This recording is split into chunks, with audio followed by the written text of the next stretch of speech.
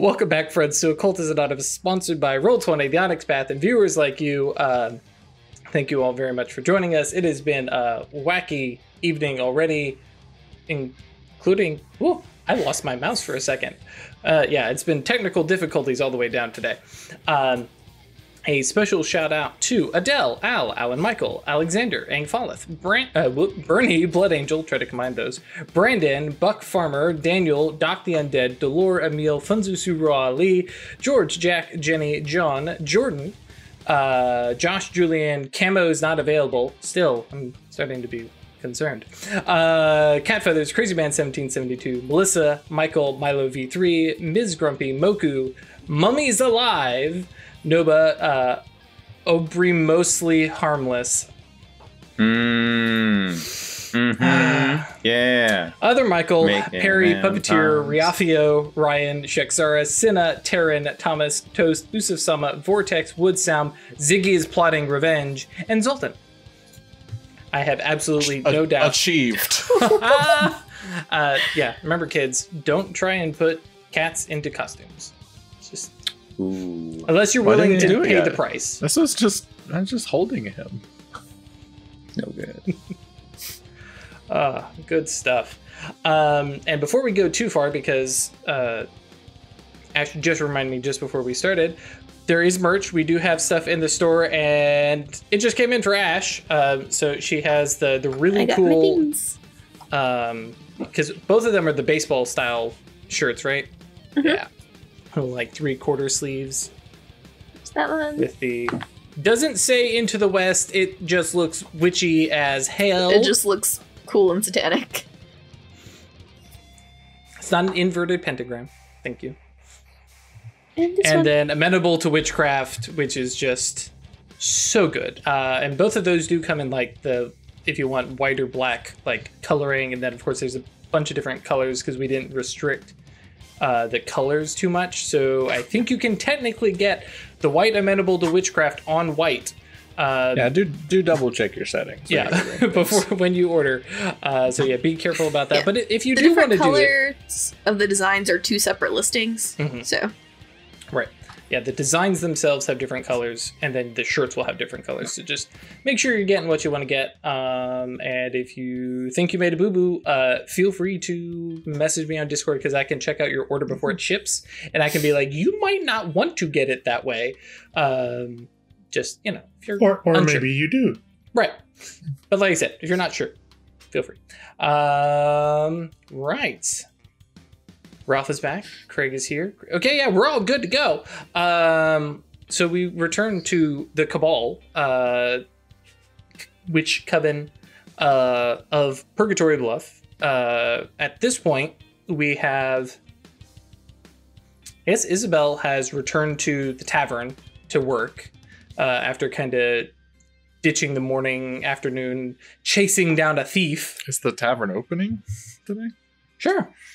Okay. Yeah, I mean, there's a bunch of miners who need to drink, you know, and while, you know, Madame Robert is kind of resting, yeah, and she is playing it up because while, you know, Mortimer Bethune is definitely like her most recent, you know, beau, there are definitely other, you know, people, other miners, sure, yeah, who are, and so yeah, she's playing it up, and you know, well.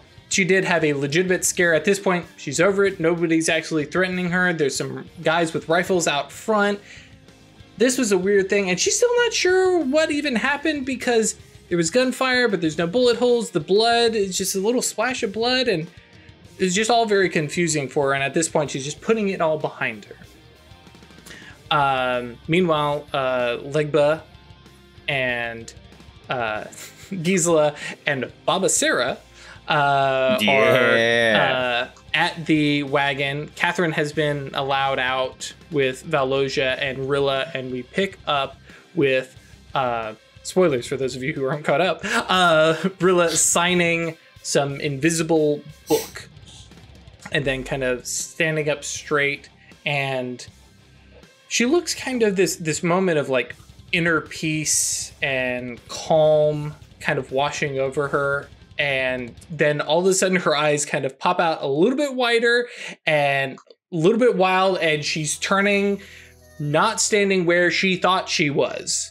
Because in the past couple days, she has come down off of the hill and wandered, and now she is seeing, if we see from her viewpoint, the same landscape that she was standing on, the same rolling hills, this, this structure here, those, trees in the distance, even the campfire space here, but it all was different. And now, well, I was going to say the veil has lifted, but more the veil has settled over her eyes again, as the lie comes forward, and all of a sudden she's standing around all of you, and her eyes are wide, and, meta-wise you all would, well, not all of you technically, but Legba and Gisela would definitely remember that, yeah, you came out of that and you had your eyes open, the mage sight was on, so she's seeing this weird cacophony of things that are a little bit more real, and here than what she was seeing before, but at the same time she's seeing this influx of new knowledge and is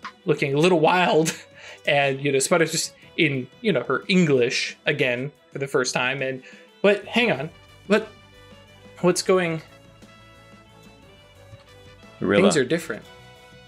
Rilla, You've had an experience. we can now speak to you. Oh, As Legba says in high speech. And like you watch as she's comprehending and trying to figure out, like, oh yes, those words, I remember them once, and it basically comes out as a, oh good, and like very halting, and kind of gives you a nod, and is immediately not threatened by, but the understanding of like, oh, the difference in knowledge here is vast, just from that fluency, right? In reality, not too far behind, other than the fact that she has very little occult backgrounds, but looks at the two of you and looks over at Gisela, because you're still there, right? Or had you left? Now that I think about it. I was still there. Okay, cool. Right. And so she kind of, oh, okay. And the angels are still here. But so few of them. Meanwhile, Catherine and Valosia are just looking like, oh, she's still high.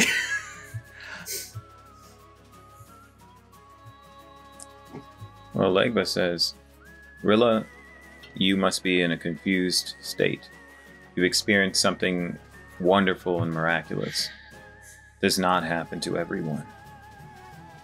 And I'm sure that as a consequence, you now think about the world differently, and you orient to your goals and your future differently. And we will be able to help you with that. But the first step is for me to understand how you've been chained and where. And Legba's going to cast Know Nature as he reaches out to touch your shoulder. Okay.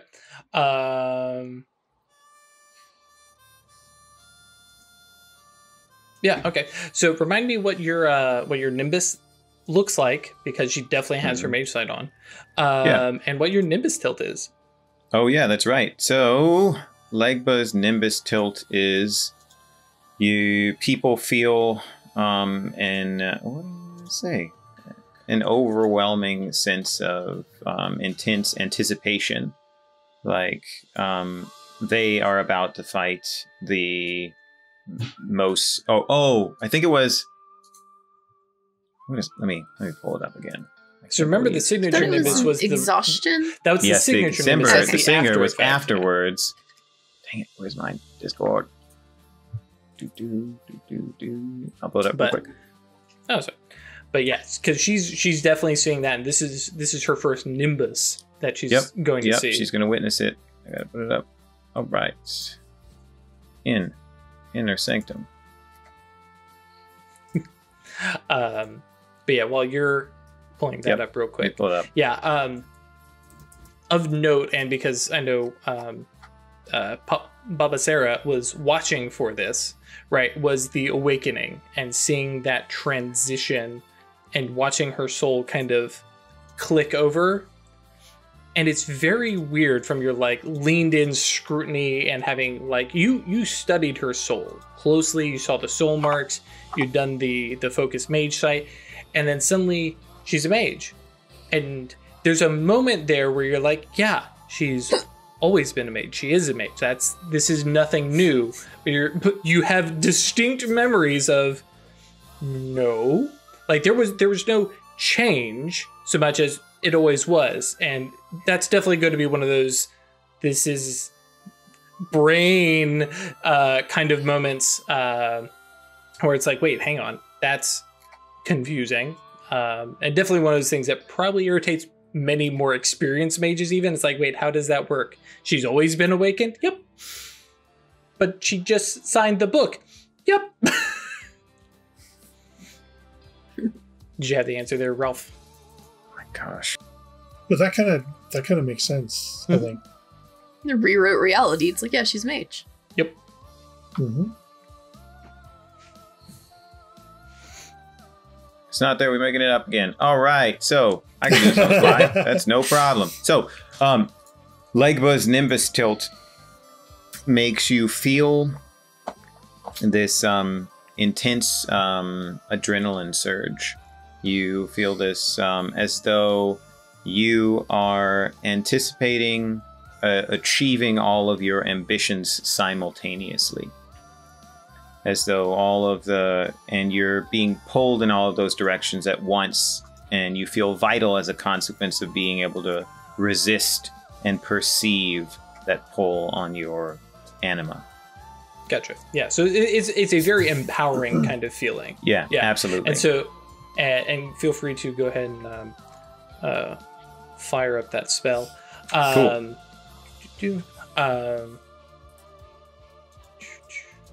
Go spell.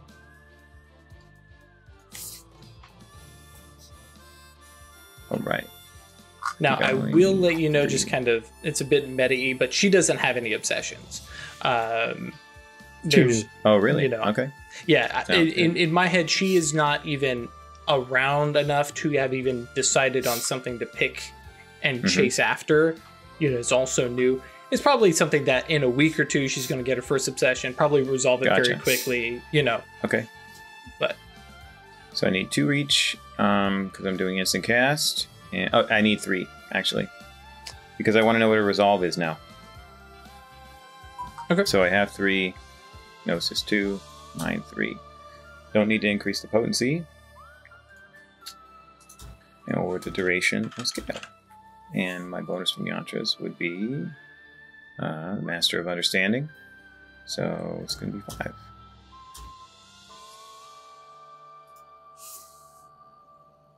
Okay. I roll 10 dice. All right. Exceptional. It's also my praxis. So. Cool. Great. Taking a mana or a condition or. I think, I love the arcane beats. Jumping through the. Give me them arcane beats. I'm going to take my willpower. No nature doesn't have any withstand. Yeah, I'll take the. Cool. Or give her the condition. Oh. That's right, but I don't get the beat. Exceptional success, you just get a beat.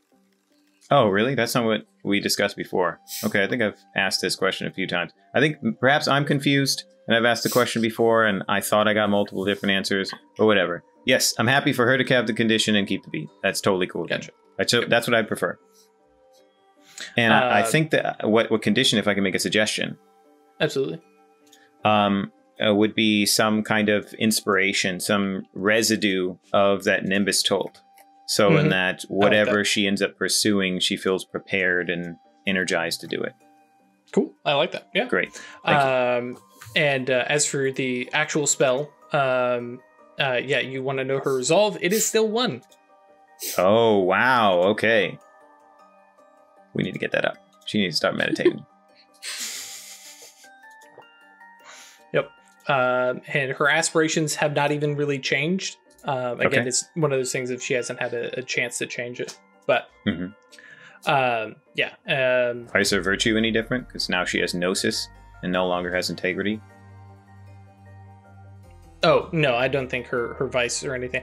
Like I said, I feel like this is like these next literal moments and days are going to be that part where, because her worldview has changed, her attitude is going to start shifting. Okay. I don't feel that. Well, this wasn't just. I will flat out tell you, this wasn't a metamorphic awakening. So she's learned a whole bunch, and now in the next days, weeks, we're going to see her. What do you do with that new knowledge and power? Okay, gotcha. That makes sense. Somebody should use their prime to look at her. We'll find that out. If only there were 2 people who have prime. Yeah. I just want to talk to her. Right. Just ask her how she's doing. Cool. Backtracking just a step, she watches you cast this spell. She sees the Imago, she sees the Nimbus coming off of you, and she's going to cast a spell.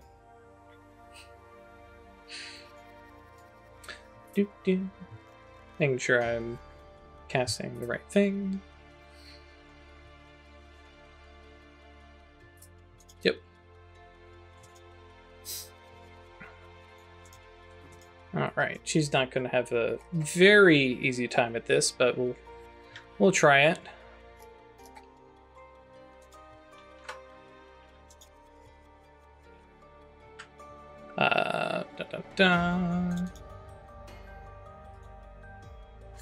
Cool. So I know Thea would have, Babasir would have eyes open. Do you other 2 also have your mage sight up, or? Yes. Okay. And Ash? Yeah, if I can tell that like she's doing a spell, I would turn it on. But right now, I don't just. Well, your have it peripheral on. would go right away. Yep. Yeah. So you then, because she doesn't use any yantras, she doesn't even know how. This is just sheer willpower and gnosis and arcana. So the 2 of you see and feel her Nimbus. Again, it's a Nimbus tilted short, so I'm not worried about the stats of it.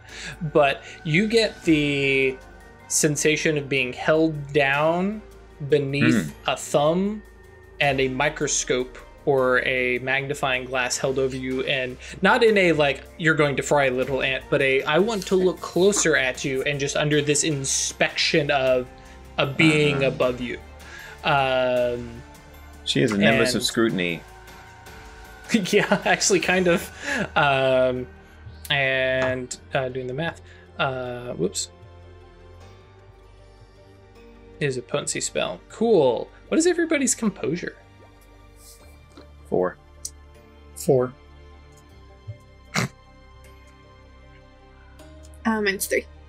Oh, okay, cool. So you all see this kind of her Nimbus kind of flaring off of herself, for those of you with the mage sight on. And then words of authority come out of her mouth, and she says, "Don't do that to me again."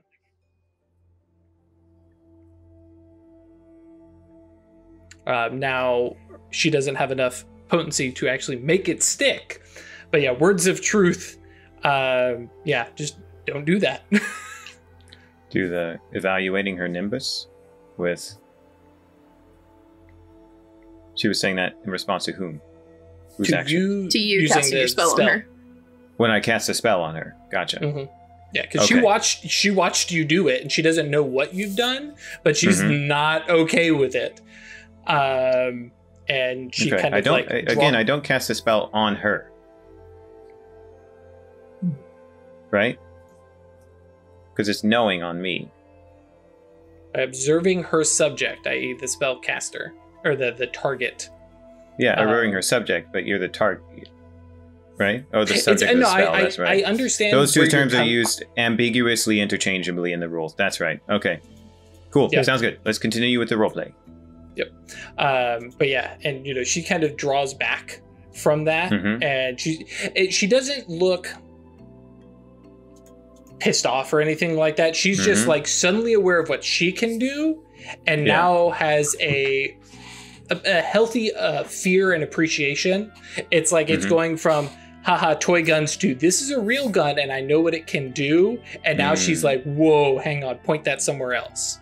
If I can, Theo just wants to take just a step forward with her hands up. It's okay, Rilla. We are allies, possibly friends. We're not going to hurt you. She knows us. Right, yeah. Yeah, but no, she's got a bigger awareness now. Right, that's true. And we're walking different paths, but we have the same sort of experience that you just had. She nods, and that's true, because you guys haven't had a chance to talk to her since she's gone through this. And she kind of nods and looks you, all three, well, actually, Catherine and Valosia, and hell, Noel Hill is there, who looks kind of weird. And she kind of nods and you know, she puts her hands down. She's, you know, kind of like, wait, it's okay. It's just a lot of stuff has happened suddenly, and I've seen a lot of things, and I can, you know, like her hand moves, and how did that words of truth affect Catherine and Valosia? Considering last time this has been cast in front of sleepers in the Chronicle. Right. But I mean, and the plus side, like, they're just like, don't do, we won't do whatever, you know, Jean Paul, just because it was spoken aloud, but it was definitely like directed towards you. And because we're going to understand that no nature was ambiguous, but the fact that you're just suddenly casting a spell and your attention was at her, even if the spell wasn't cast directly on her, it's like, whoa. Words of truth requires it to be cast on the subject. On the full subject? Because for it to affect someone, they all have to be subject a of the subject spell. of the spells. So cool. Yes, fair point. That said, she has the reach to, because right now she's got the Numa, so she got all the mana. But yes, good point. Thank you. But do you want to sit down and talk about it? I know you've had an ordeal. Yeah. And we can probably offer a little bit of guidance as you take your first steps. There was no one there for me when this happened, and it... Yeah, for any of you, actually. Yeah, that's true. Wasn't pleasant. So... She nods. We can answer some questions. I feel like I have more answers than questions, but I don't know what the questions are that go to the answers. And I think all three of you are nodding like, yup. She kind of, you know, pauses and says, you know, John Paul, thank you. Catherine, because I think she probably would know. Theo, you know, Gisela, thank you. And I appreciate all of what you all are doing. But if I can have a moment. And she turns and she looks and she just drops to one knee and just looks into Valosia's eyes. And just, there's this quiet... Hackles up. What are you? No. And interposes herself.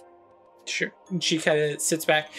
The look there is some very clear, she does not recognize Valosia as Valosia or a child or something. There's some clear, she doesn't know, to put it from her perspective, she doesn't know what this is.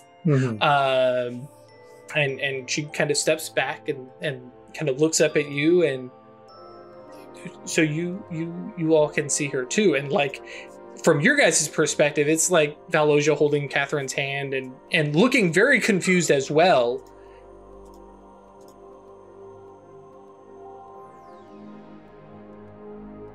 Deaf inferior.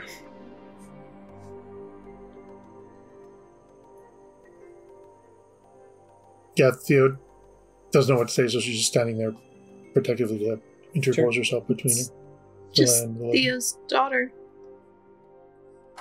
Kind of looks from all of you down to Valosia and goes,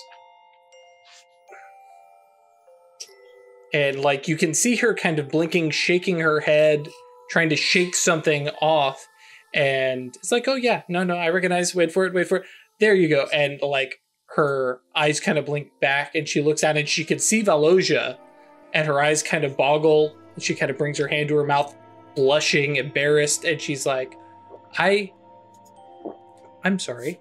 And like that is the moment where she's like, chair, sit down, lowers herself down.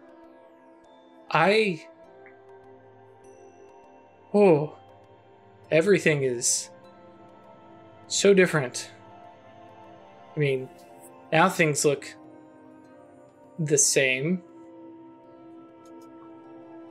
but not. I'm sorry, kind of pointing towards Valosia. And she's still like staring at Valosia, trying to understand something she remembers seeing, but yeah, very confused. I'm just gonna Perhaps sit down beside her and like hold her hands. I think we may wish to continue this conversation in different circumstances. That's fine. And kind of like she starts to put two and two together, and like realizing that if this is where she's been, even though it didn't look like this, and she kind of nods to Theo and Catherine and Valosia and says, thank you for your hospitality, and kind of looks at Gisela as like, is that what was going on? I'm Theo sorry. says, we were just trying to make sure that you were safe while you were going through this. Thank you. That I appreciate that. This may seem a odd question, but where are Mr. Bethune and Jules? They are anxiously awaiting news of you. And they're all right? They are fine. So we left them with strict instructions to not take that potion you made, however. Oh, okay. I was worried that they were on the same path or something like it. And Jules puts up a strong front, but I don't know how well he would handle that. He was worried about you. Of course he was. We all tried to assure him that you would be fine. Did you know I would be fine? I mean, we were fine. We didn't know, but Yeah. we knew that you would be safer with us than with them. Okay. Well, yes, I guess I will have to speak to them later. But Jean-Paul, you have a good idea. Let us. Thank you again. And like she stands and kind of adjusts her clothes, which are several days old that she's been wearing. They're very rumpled, and says, if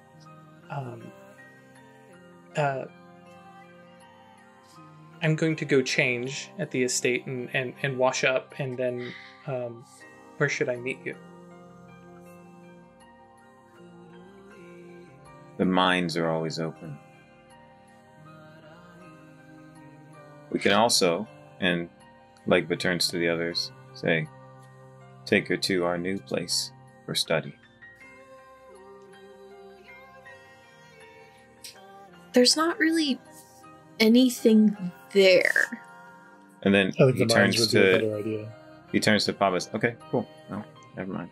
Not a comfortable place to sit and chat. That's very true. There's no furniture there yet.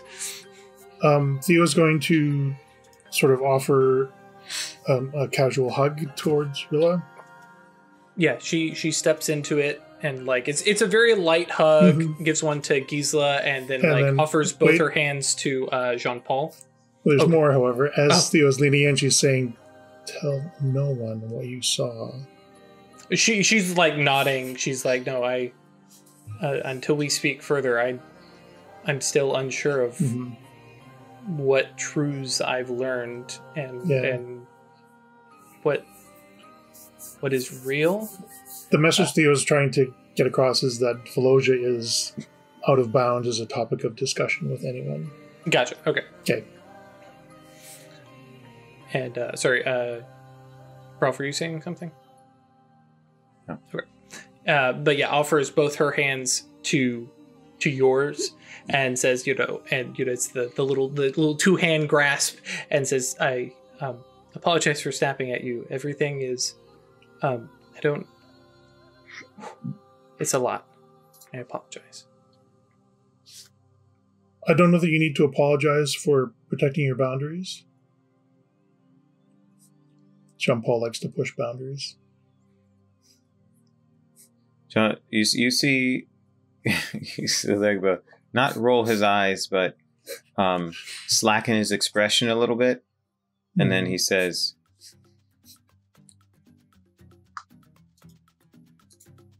I remain of the perspective that some things are to be seen, and just as when you're observing the shape of a cloud or somebody's clothing, that it is not an invasion of privacy.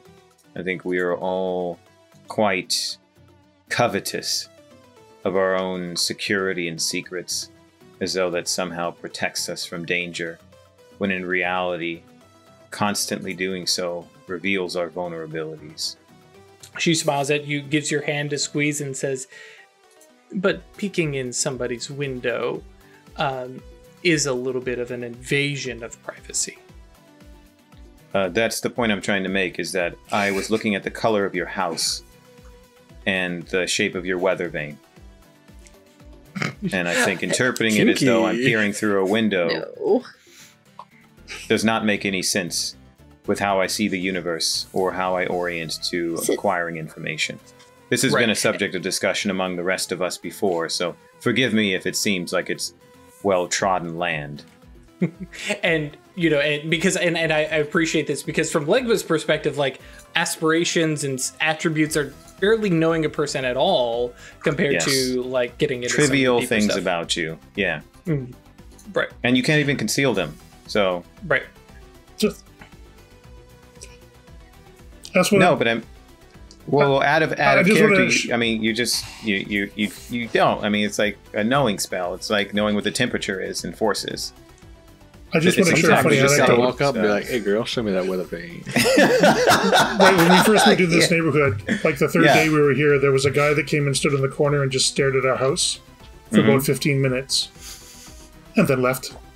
Just super creepy. But no, and I get it. Well, if I cast no nature on you every day for a month, I mean, like, that's kind of a creepy thing to do. But I mean, just like check up on your aspirations every day. Oh wow, that's nice paint, right? Like, how dare you look at my secrets?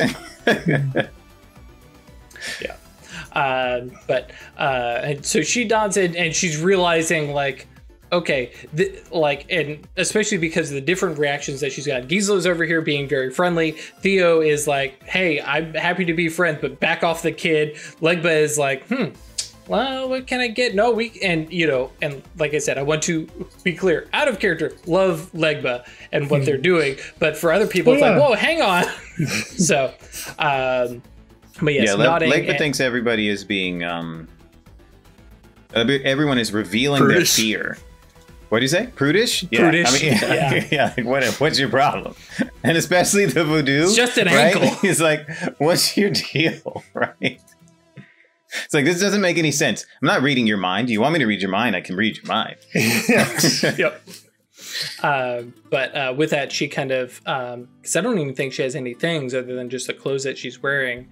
And so she makes her way up back into town with a rather quick step, because at this point she is ruffled and rumpled and just absolutely not looking appropriately ladylike or does she know about the ward I put on her? She would have seen it, right? Yes, but I don't think she's aware of what it is. As she's walking away, Theo just sort of says to the crowd, should somebody maybe go with her in case our visitor from before isn't as cowed as we hoped? I will escort her. And then he says, if you will. Or not if you will, sorry. He says, I will escort her, if you'll have me, as he turns to Rilla. Oh, yeah. Now that makes so much more sense. Yeah, she nods and she's like, looks back about a visitor being cowed, and she kind of nods to Legba and says, please, and you can tell me if I'm in danger? And, kind of walks up. And I imagine you walk with her just kind of nonchalantly. We happen to be walking the same direction, like up towards the mine until it kind of deviates. Mm-hmm. And you can kind of get her caught up on, hey, there was somebody. Well, I just real quick, what kind of information do you give her and what do you hold on to? I say someone invaded the town and you were in a vulnerable state when she did. If she returns, we will be dealing with that. Okay. Please know that if... what Lega would say is, I heavily advise you, with thorough meaning and intent, that you should not interact with anyone you do not know for at least the next month. She nods and says, that's an impressive timeline, but I will lean on your expertise in this matter till we get things settled out, at least. Great. And in the event that you are contacted or experience trouble from anyone, please get in touch with one of us. By whatever means you need to use. Sending a bird, coming and knocking on one of our windows and peering in. He winks. Right. Whatever it must be. She nods, smiles. The wink gets a blush, and like no actual response other than just like, okay, I'm just gonna head up here and go change because I'm in 3-day-old clothes and I haven't washed, and yeah. Mm-hmm. Cool. Back to, because I know what Legba is probably going to be doing next. You know exactly what he's doing. Cool. I counted 12 successes that you need. Just like baseline with cleansing, so if there's any other stuff for like astral or anything like that, or abyssal intrusion stuff.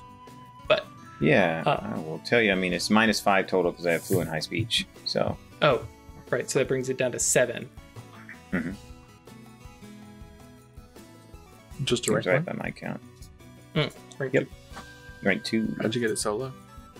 It's 10 base. Actually, it should be 10 successes because it's 10 base plus 5. Makes it 15. -5 total makes it 10. And then I don't have a domain.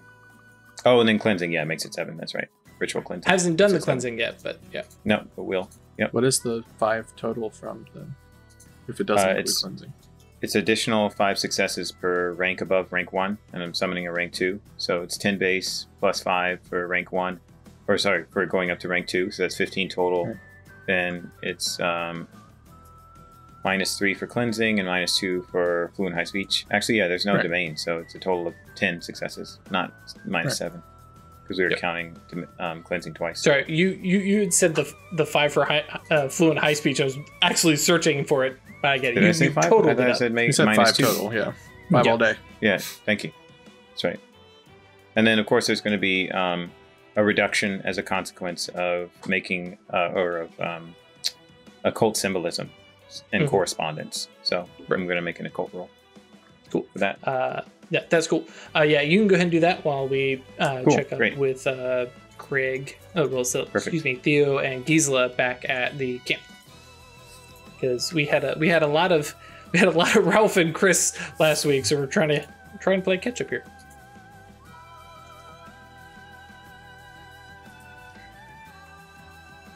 I mean, we need to go round up Isabel to meet with Rilla to chat with her. Mm-hmm. Do you want to let her know and maybe let the gentleman know that she's all right?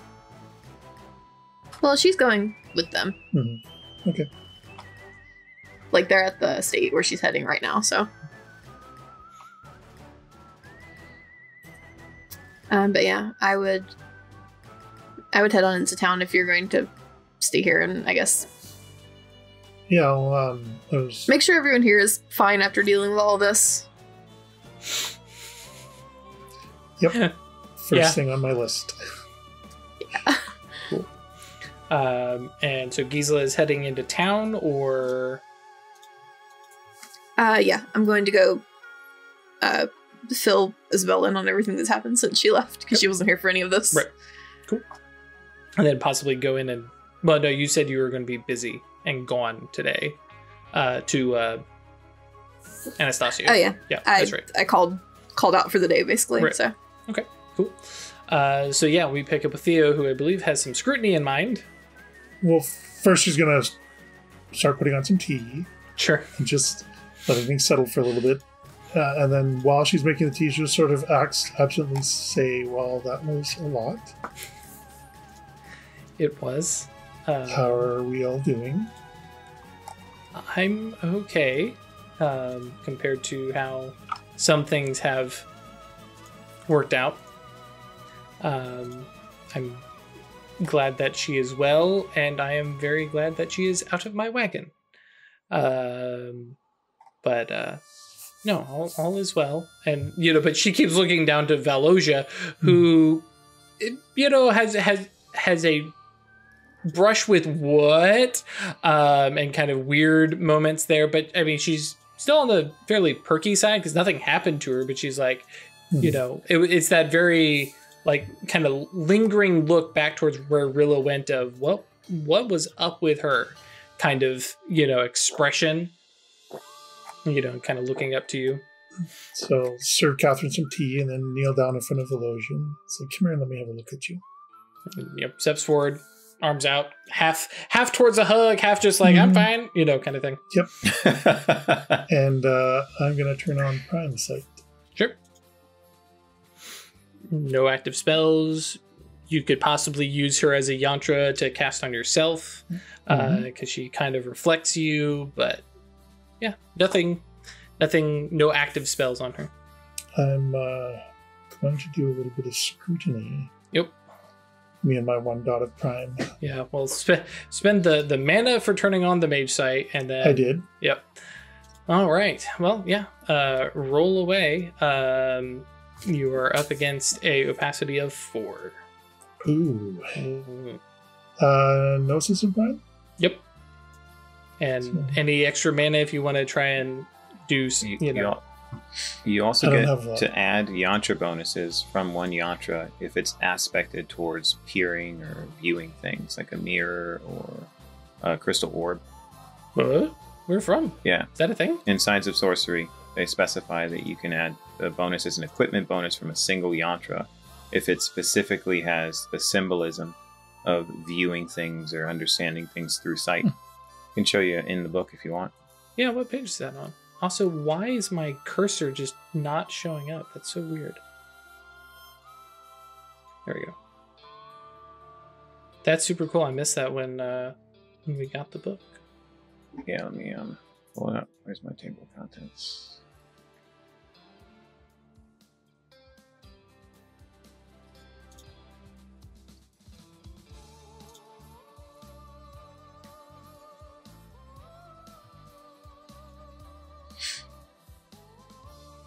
Tools. Yeah, cool. So it's page 27, right at the top.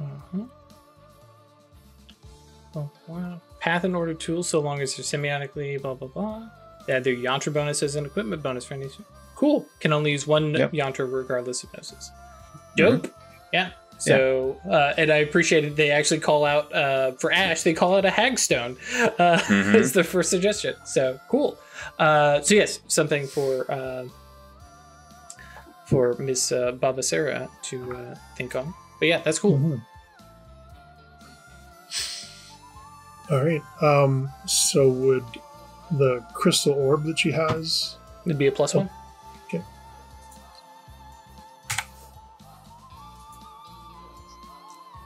Not a great start. Nope.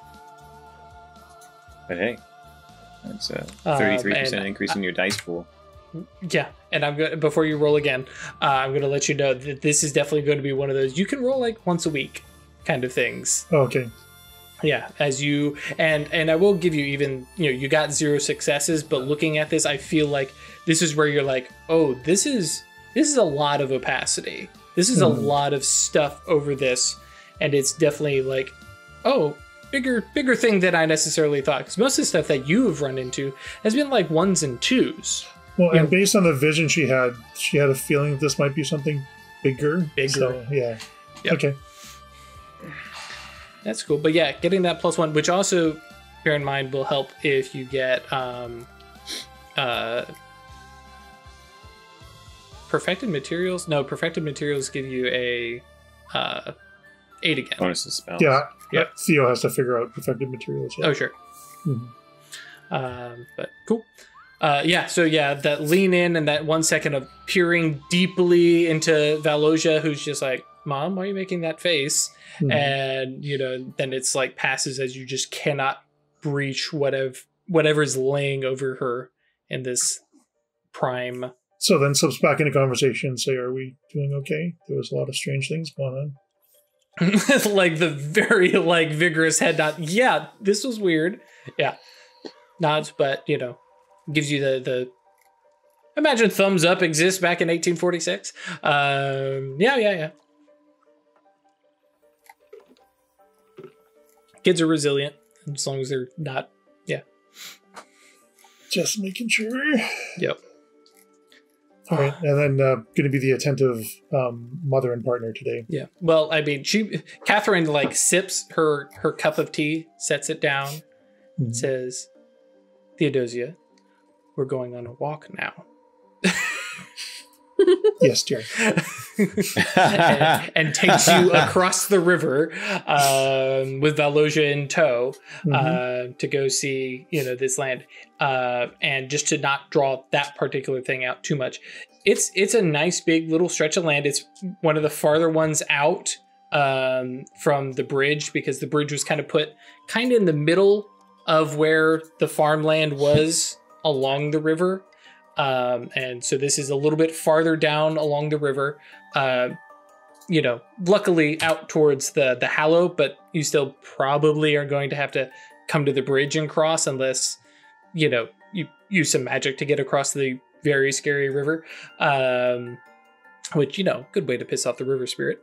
But hey, do you. But yeah, it's fairly sparse. It's got, bushes, but it's overall fairly level and not rocky. So it's one of those, we're going to have to spend a little bit of time at this, but it's not going to be, all terribly rough. And you recognize a couple of the neighbors nearby, way off in the distance, sort of, right? But notably, the farmsteads and stuff like that. Some of the people that have come into the tavern. So it's okay, we know them. Can I do a quick and dirty knowing for the subterranean sort of layout? Oh, sure. Here? Yeah. Just quick gnosis and matter. There we go. Yeah, and feeling, and it's this is good. There's stone down there, but it's a ways down. No, surprise. Ooh, there's ore, or anything like that. But this is good, workable land. Gonna be able to actually put down deep roots. It's not just going to be some shallow soil.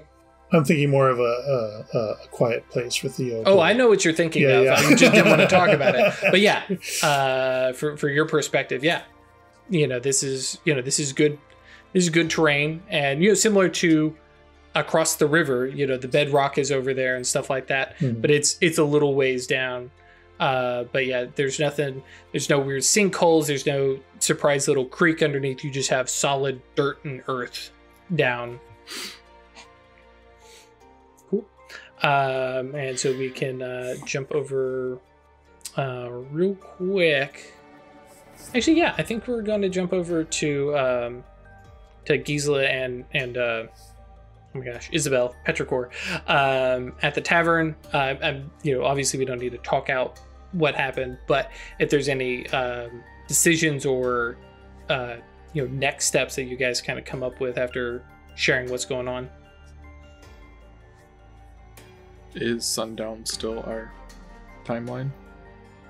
Yes.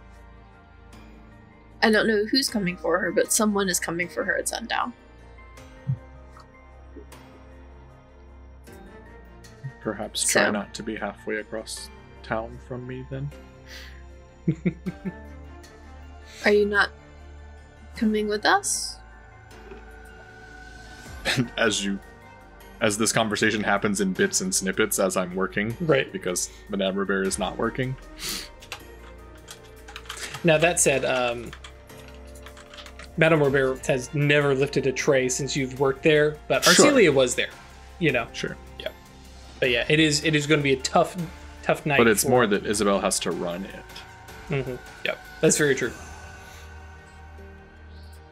in the more like host official capacity. Yep. And sundown is kind of prime time for It's you a little guys. early to be stopping. Yeah. Do you have suggestion? Somewhere in town we could have this conversation without being at risk. You know, you could probably clear the back room out for a few minutes, and have a conversation in the fridge, in the walk-in. Well, There's not I'm not actually- talking about like whatever like debriefing or whatever Mhm. plans y'all have. Like this is more Isabel saying, when it comes to be sundown, don't be that far away from me. Mhm. Sure, yeah. Just make sure you all come and have dinner at the tavern, kind of thing. That's fair. Yeah, we could just try to round her up and Like I'm not saying gather here. use the town as human shields, but we know that we have to be careful near them.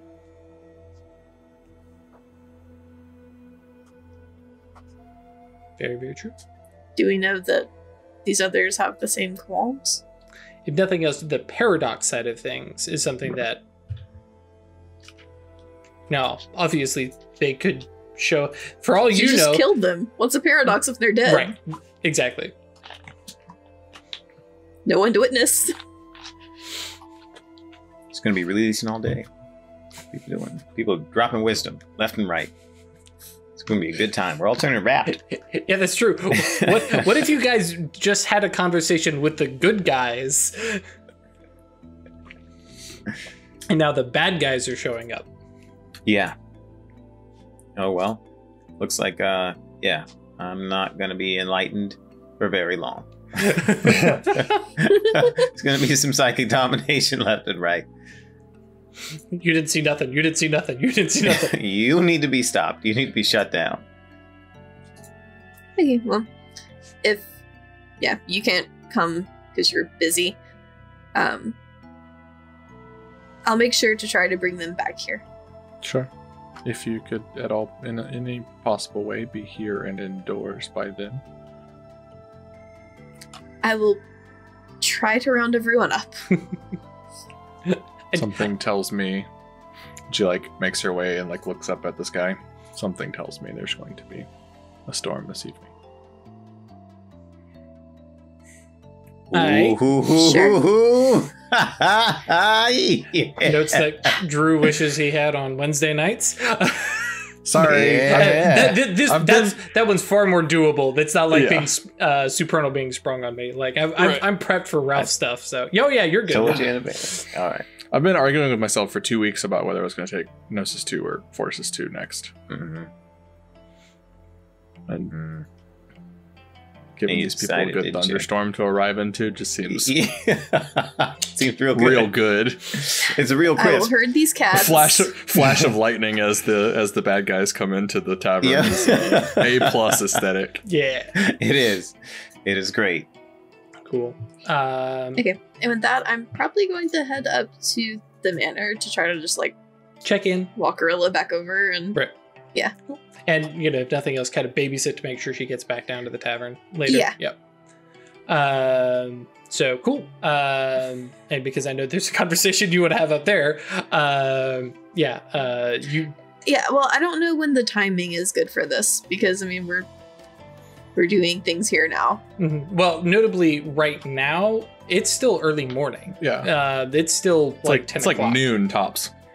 Yeah, Okay. I because of what Ralph is doing. This is 10 o'clock. 10 o'clock is basically when when Legba is going to start his summoning. It's kind of the time frame that I'm letting Ralph work with. Okay, I thought it was way later in the day. No, because remember, it was at dawn waking up with Isabel, Right. and then 30 minutes later they were off in London. And then that took 30, 45 minutes and came back. Right. So, yeah. Yeah, I think we said all in it was like 2-hour adventure. Mm-hmm. So it was a good time. Yeah. Like Ben Petrichor, good traveling 10 sounds good. I love it's the Thyrsus Mastigos duo of like mine, no life, mine, no life.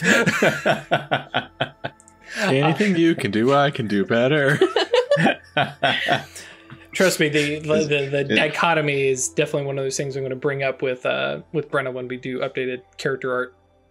Oh, cool. Down the way. Sounds good. Gotta make sure we're facing opposite ways. Right. Or there's a lot in common. Yeah. The arms crossed. Yeah, that's a good look because they're unwilling to separate, right? Like, right. as foils for each other, right? They want to be near each other at all times to demonstrate contrast, self-affirming contrast. Right. So it's always a strong connection. Oh, yeah. Oh, man. Now I'm starting to think about new character art. We're not doing that just yet. But yes, Gisela finds a still not yet changed Rilla speaking with Jules and Mr. Bethune in the little like sitting room, foyer kind of space, the lower levels of the estate. And it's animated and definitely on the happy side of things. Happy to see that she's up. She's speaking English again. Very glad that she's not, speaking gibberish effectively. She's moving at a normal human speed. Mm-hmm, that's true.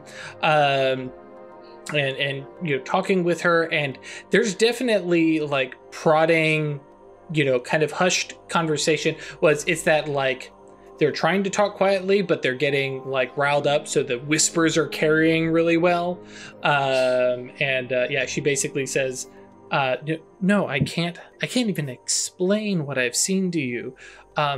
Please give me a and like looks up as like the door creaks open and looks, Gisela, please, could you explain to them? And like she, like as soon as their attention is turned towards you, opening and bolts. She ducks. Yeah. Yep. And she's ducking around and heading up the stairs to go change. And both of them round on you. And what kind of expression do you give them? I'm kind of curious. Because if there was ever a time to give a I know something you don't know witchy look, this would probably be one of them, but I don't know how petty Gisela is. Yeah, no. Probably more like placating and trying to get them to also leave me alone. Sure. Without going too heavily into conversation, Mr. Bethune like kind of looks at you, kind of looks up to where, Rilla has probably gone and just rolls his eyes. He's like, fine. Tell me when you're ready. And like he tromps up the stairs too. Like he is super frustrated at something that has clearly happened, but nobody is telling him. There's this potion he's got the ingredients for, he's got the recipe for, he really wants to use it, but he's not sure what's happened to Rilla. She's not sure, and like he stomps off, clearly old man huff, kind of thing. And Jules kind of adjusts his shirt and stuff and motions and said, would you like to sit? Yes.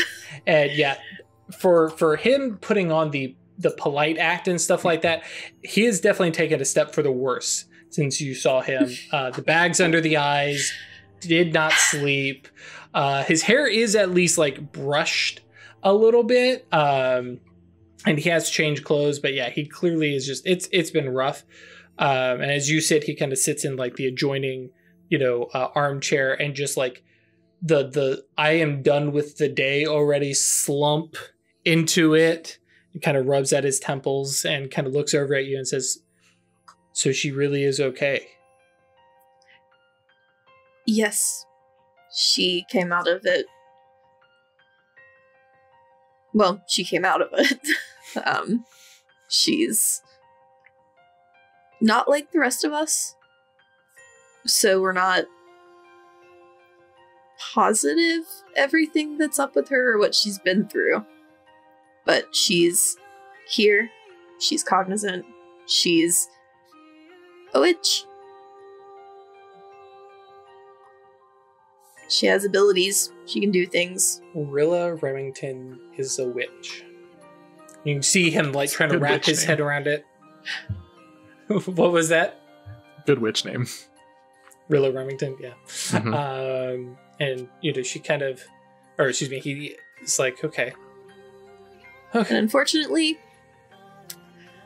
she can't tell you about it, and neither can anyone else, because even if we try, you forget. It's Mortimer, Mr. Bethune would say that's very convenient. But Inconvenient. if because you were telling the truth, I'm sure it is inconvenient. But from our perspective as scientists, but hopefully, maybe we'll be able to speak with her and find some way to translate or communicate, or like it says that and kind of trails off at ideas in his head that he probably shouldn't voice and suggest. But yeah. How are you doing? Now that I see her walking and speaking the Queen's English, considerably better. But yeah, didn't sleep. I am worried about you. You know how I see things? Sure. You know how I saw bad things in your future? Well, yeah, but that's what, Mr. Bethune is going to do to me. That's not Rilla. It's not a thing he's doing to you. It is proximity to him is bringing you closer to this. And I looked again, and it's not getting better. So I want to make it better. Well, I mean, we already determined that you can change futures, so just what do I need to do? How do I not be ruined? This is so very Acanthus conundrum. I love it. I would like to try to find out. Okay. And he immediately turns his palms out to you. It's like, yes, read my palms. Sure. And I mean, this isn't a spell I can cast because I don't have time to. Mm-hmm. So should I queue it up or just? No, because as you've already mentioned to me, you want this to fail. Out of character. And so, you spend some time going through and using, instant cast, and let me try this, and, stuff that you've used in the past, and let me give it a little twist, and trying to find, and give me the Ash version of, what is she trying to do? She's trying to look at his possible futures and trying to sift through the threads and try to find one that's going somewhere good. Right. And it's like she's digging and pulling and trying to follow them along, and she just can't get there, but she knows that she could, that it's possible. But so I was just going to dump basically all of my mana and willpower. Okay. Yeah. As a just sort of magical exertion of just trying, pushing until she finally hits a breakthrough. And I'm gonna get my willpower back because this is my virtue of determined. Oh yeah. Which, but I have no mana now. Right. And then specifically because you were using this to take time too. Yeah. Right. Cool. And then, feel free to go ahead and actually roll up the Time 2 spell.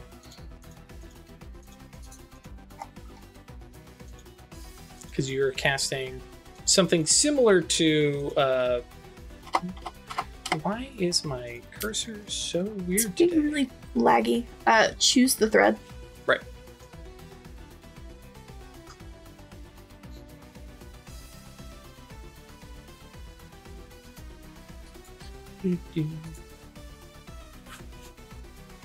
Yeah, which is very much about the while the spell is active, she's able to pick the results of mundane spell rolls, or potentially supernatural spellcasting ones. This is one of the few cases where you can actually mess with spellcasting rolls.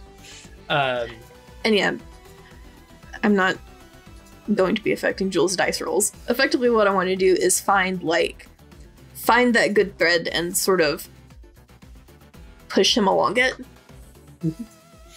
Yep.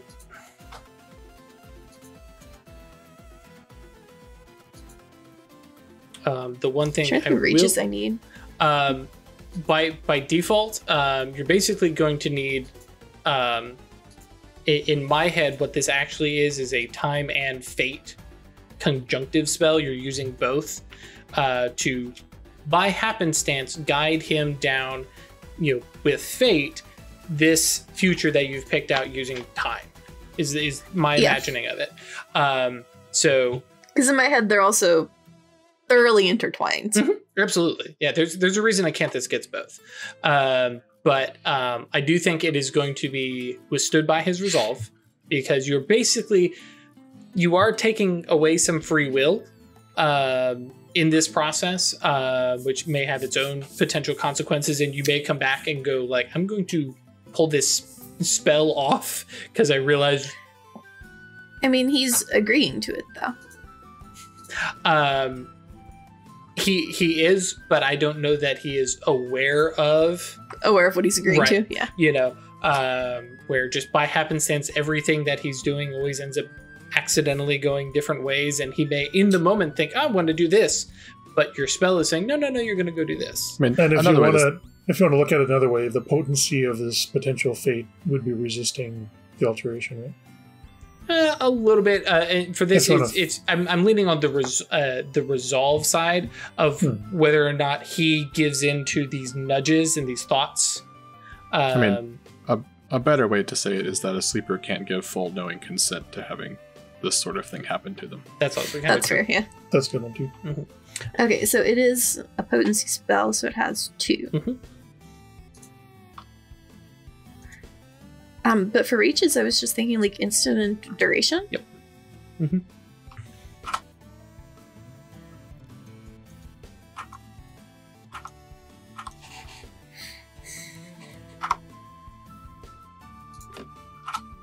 Don't know what his resolve is. Nope.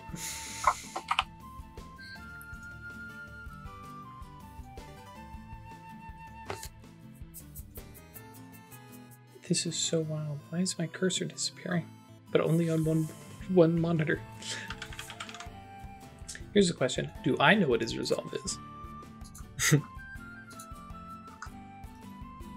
I'm trying to think of Yantras beyond just like using a physical connection with him as like a...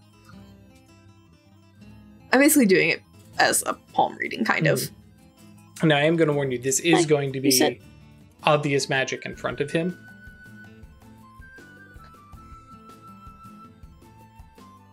But that is just going to be for the paradox side of things. I don't think it's going to necessarily cause a breaking point because he's not going to see the magic. He's just going to see you doing magic.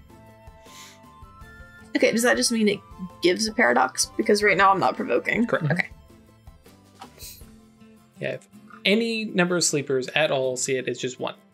If there's a bunch of them, then you get it the 9 again, and then if it's a bunch, root. Or 9, 8, and then root. I'm trying to think of... I mean, I guess it's my character. I can decide what I have on me. Mm-hmm. Your stone's a good one. Mm-hmm. Seeing stone? Mm-hmm. I'm just looking at it. Yep. I guess it works. I was trying to think of like unspooling a thread, but I'm like, I don't think I have a that on me right You don't now. have a silver thread on you at all times? I don't have silver thread on me at all times. Damn. But yeah, the stone is Sad good. Bad reference. Need to What? hand it to the I don't know. It Boros. just seems like a super acanthus thing to That's have. very true. Yep. A spool of silver Or thread. lunargent thread, even. And Yeah, I'm going to that's right. spend Have- one of have- my willpowers. Yeah, pass it in and out. Turn it into an argent. Heck yeah. All right. So yeah, like I said, I'm rolling the one paradox for him seeing you cast. A life and fate spell to heal someone by stitching them up with silver thread. Hmm. You're rolling. Five. Never get hurt Yeah, here 5. again. 4 minus 9 minus 4, so 5. Hope it works. Hope it does too. It'd be very embarrassing. Cool. One success. Okay. Yeah. Hey, on the first die. Yeah. You could have pushed it even harder. And yes, he actually. You're rolling with 4 potency, so the spell goes through, and he kind of sits, and I don't think he feels anything, right? Because you're messing with his pattern, not his or messing with his destiny and fate. It's basically everything wrapping around him and not physically him. But there's a definite like moment where the spell is cast, and probably you relax a little bit. And he says, "Did you find something?" I did. You have been set on a good path. And Good path or less bad path? The way from what she's seen, less bad. I was reaching for one that wasn't ruin, and there were a lot of bad paths. This one is, in my head, it's like a bunch of like dingy garbage bad things, and like there were a couple of shiny ones, and I grabbed the one that I could. Pretty accurate. So he kind of nods and says, "So is there just going to be like Jiminy Cricket in my head, or He does not say that. I mean Pinocchio, right? When was Pinocchio? Somebody go figure out when Pinocchio, the book, released. I know the movie isn't out. Oh, we're playing by real life rules? honestly- I didn't realize we were playing by real life rules. February 1883. Dang! I could have sworn it was way older than that. Okay. Honestly, I'm not sure how this is going to present for you. Your actions in the near future should be setting you on the right direction.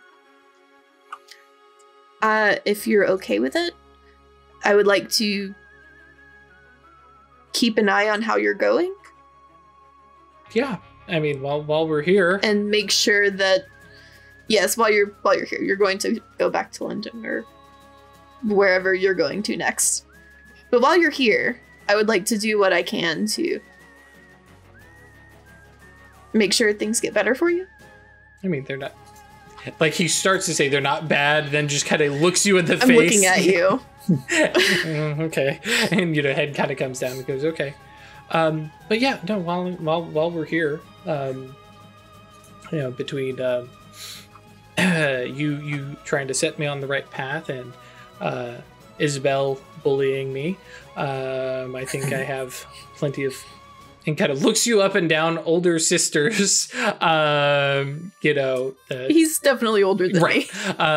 to keep me on the straight and narrow. But kind of shrugs and kind of leans back into the chair again, and you can definitely see yeah, dude's exhausted and is about to take a hell of a power nap, kind of thing. Yeah, I'm just going to get up and pat him on the shoulder and be like, sleep. I will. It's okay. Sleep. And then I'm going to go find Rella. Cool. Is it a magic Perfect. spell? Sleep! This is like, whoa, hang on. Well, yeah, actually, I bet you that's the fate spell working right now. You need to sleep. Go to sleep, dummy. Okay. twist my arm. So cool. We will pause there, and then when we get back, we have to see what Legba comes up with, because that's kind of what the rest of the episode is going to see. Because that's going to be a thing. I'm super excited. We're going to get our first supernal summoning when we come back. YouTube guys, Unless he fails. And I can get my shadow name. oh yeah, Oh, we'll have to talk yeah. about that too. Yes. But yeah, YouTube guys, you just blink and we'll be back. Twitch guys, go take a break. Do Blink jumping a few jacks. times. Yeah, couple blinks. Blink now. Twice. 3 times. So we pick up as Gisela heads upstairs after tweaking Jules's fate, and has a realization, I think probably within herself, that she is no longer Gisela.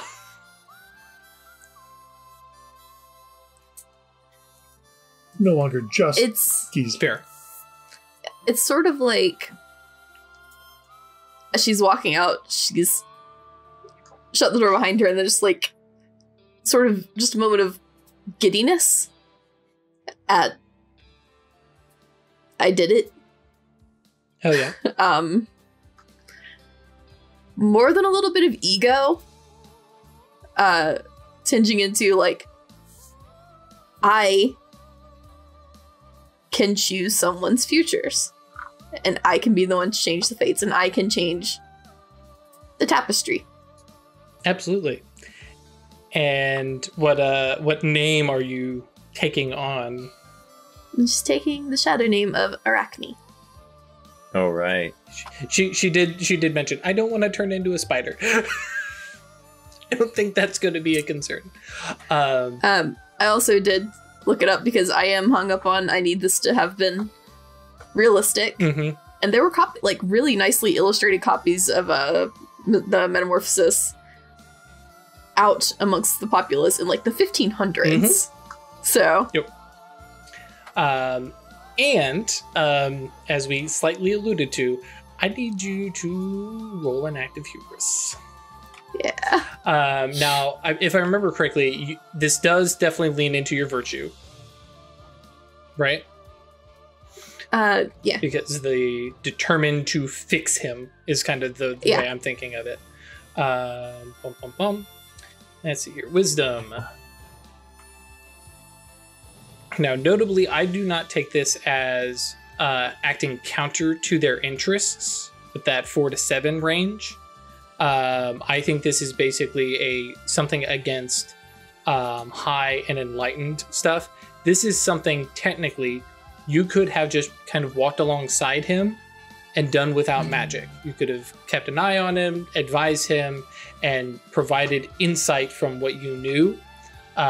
So you are rolling 5 dice for that because it is your virtue. We're adding a die. But I can't remember. This doesn't tie into your obsession, though, right? I mean, kind of. My obsession is like figure out how to break the curse. Right. And I know you were talking about this is, for me, this is parallel to it. It helps in a way, and you're expanding your knowledge, but I don't This is like a proof of concept. Right. It's you can do it. Sure. And then my obsession is going to be do it on my family. Right. So it is your call whether or not you think your obsession influenced your actions, or this was just a separate thing that, now that I know this, I can apply it to my obsession. It's up to you, but I wouldn't say that influenced the action. She was motivated to try to fix him for him. Right. So in that case, 6 dice, and you cannot spend willpower.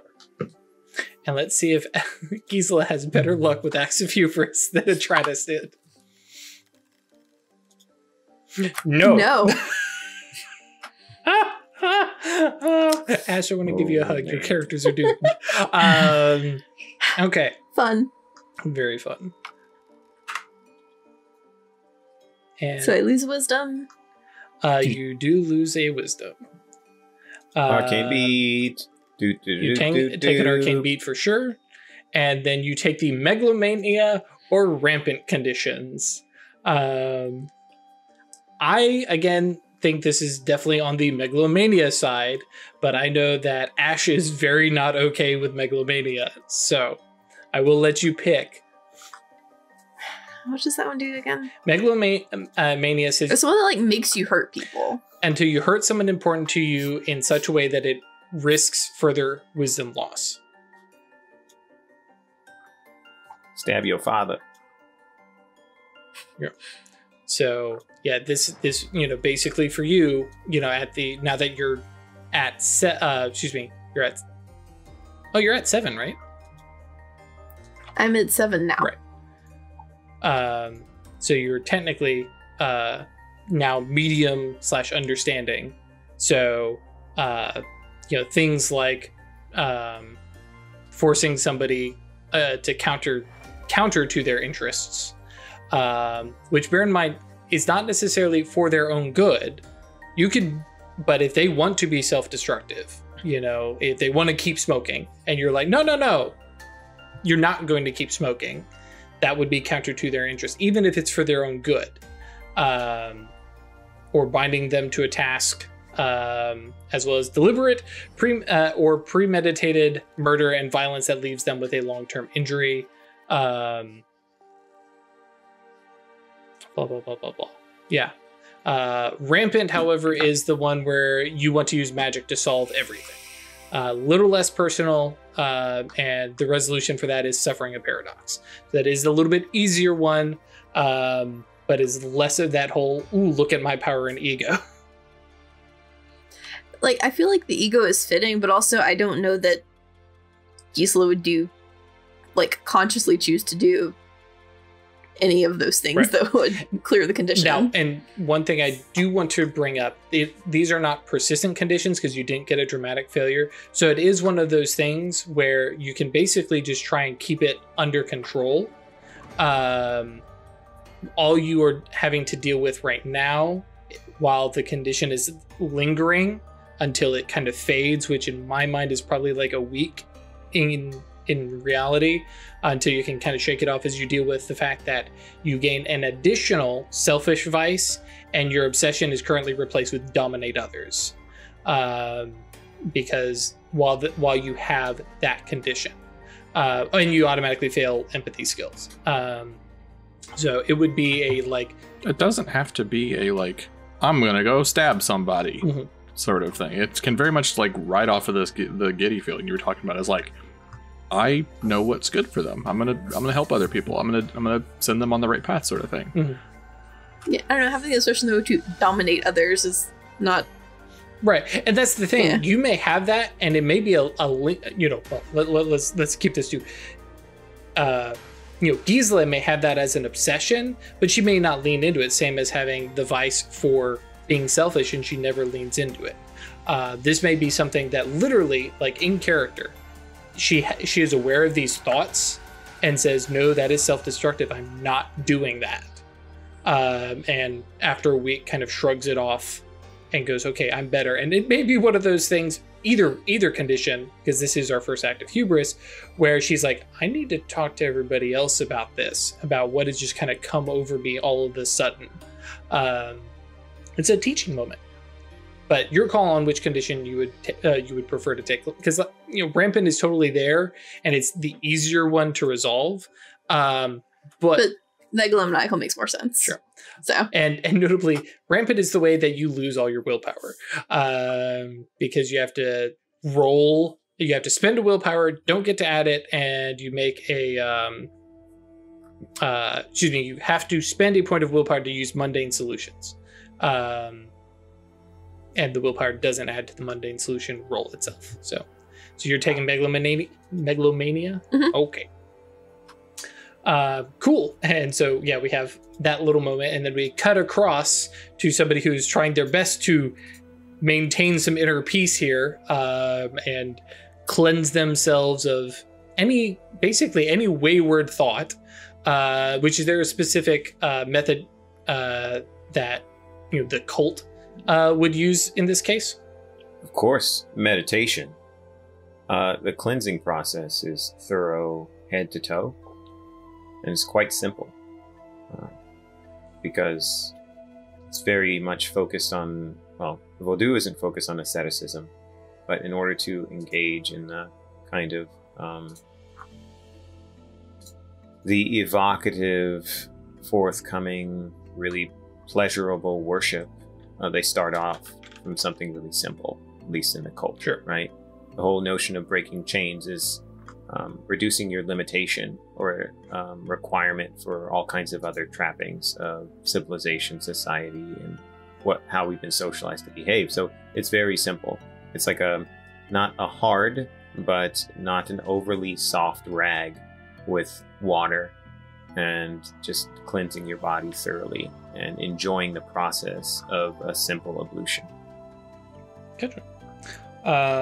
And then setting up shop in the cave, in the meditation space, which is, as we've determined, not used during the day, so it's kind of safe. And then I don't believe you have already rolled. Right. No. Cool. So I'm going to roll 2 spells. Oh, okay. First, we'll roll 2 spells first. Cloak is preparing himself for receiving intervention and wants to be his best self possible. So he wants to strengthen the chains of his mind to the aspects of his responsibility in Shadow Name, this new aspect of Legba, as the Master of Understanding and the Master Elocutioner, the Great Elocutioner. And so he's going to cast Improvised Spell, Practice of Perfecting, to enhance his mind, and then enhance his ability to communicate. Okay. A note. Because definitely can cast them. You are sitting at 2 active spells currently, so you will be provoking Paradox with these. Okay. Yeah, there's a chance to provoke Paradox. Correct. Yeah. So with his Asan, it'll be a chance die. So I think it'll be okay. And I only need 1 up at a time, because I'll only need the increase in intellect for a little bit for Occult. And then it's only an hour to distribute ritual correspondences. And then once that's done, then I can cast the spell to augment his ability to elocute. And I'll keep that up throughout the interaction with the supernal being. Sure. Cool. So for each of them, it'll be an additional reach. So augment mind, that'll be 2 dice, reduced to a chance die from the Asan. And that'll be 10 dice. First chance die. Yep. Nothing. Cool. And roll that. Okay. Great. So for the purposes of this next mundane occult roll, his intellect is 5. Now let me roll that. And I'm going to spend a willpower to make it rote. Okay. So there's a modifier of 3. Oh wait, no, it's a total of... Yeah, there's a modifier of 3 plus rote. Great. Cool. 7 successes. Thank you. And it is for every 2. I don't know if you round up or round down. I believe most of this stuff is all round down, but cool. Okay, so I got minus 3 successes to the total I need as a consequence of the we're at 9 all day is what you're at. Right. Thank you. Oh, that's right, because I added considering your time factor that you discussed. That's right. I added the time too. Yep. So we're at 9. Great. Cool. Excellent. So then that spell is dropped as you set things up.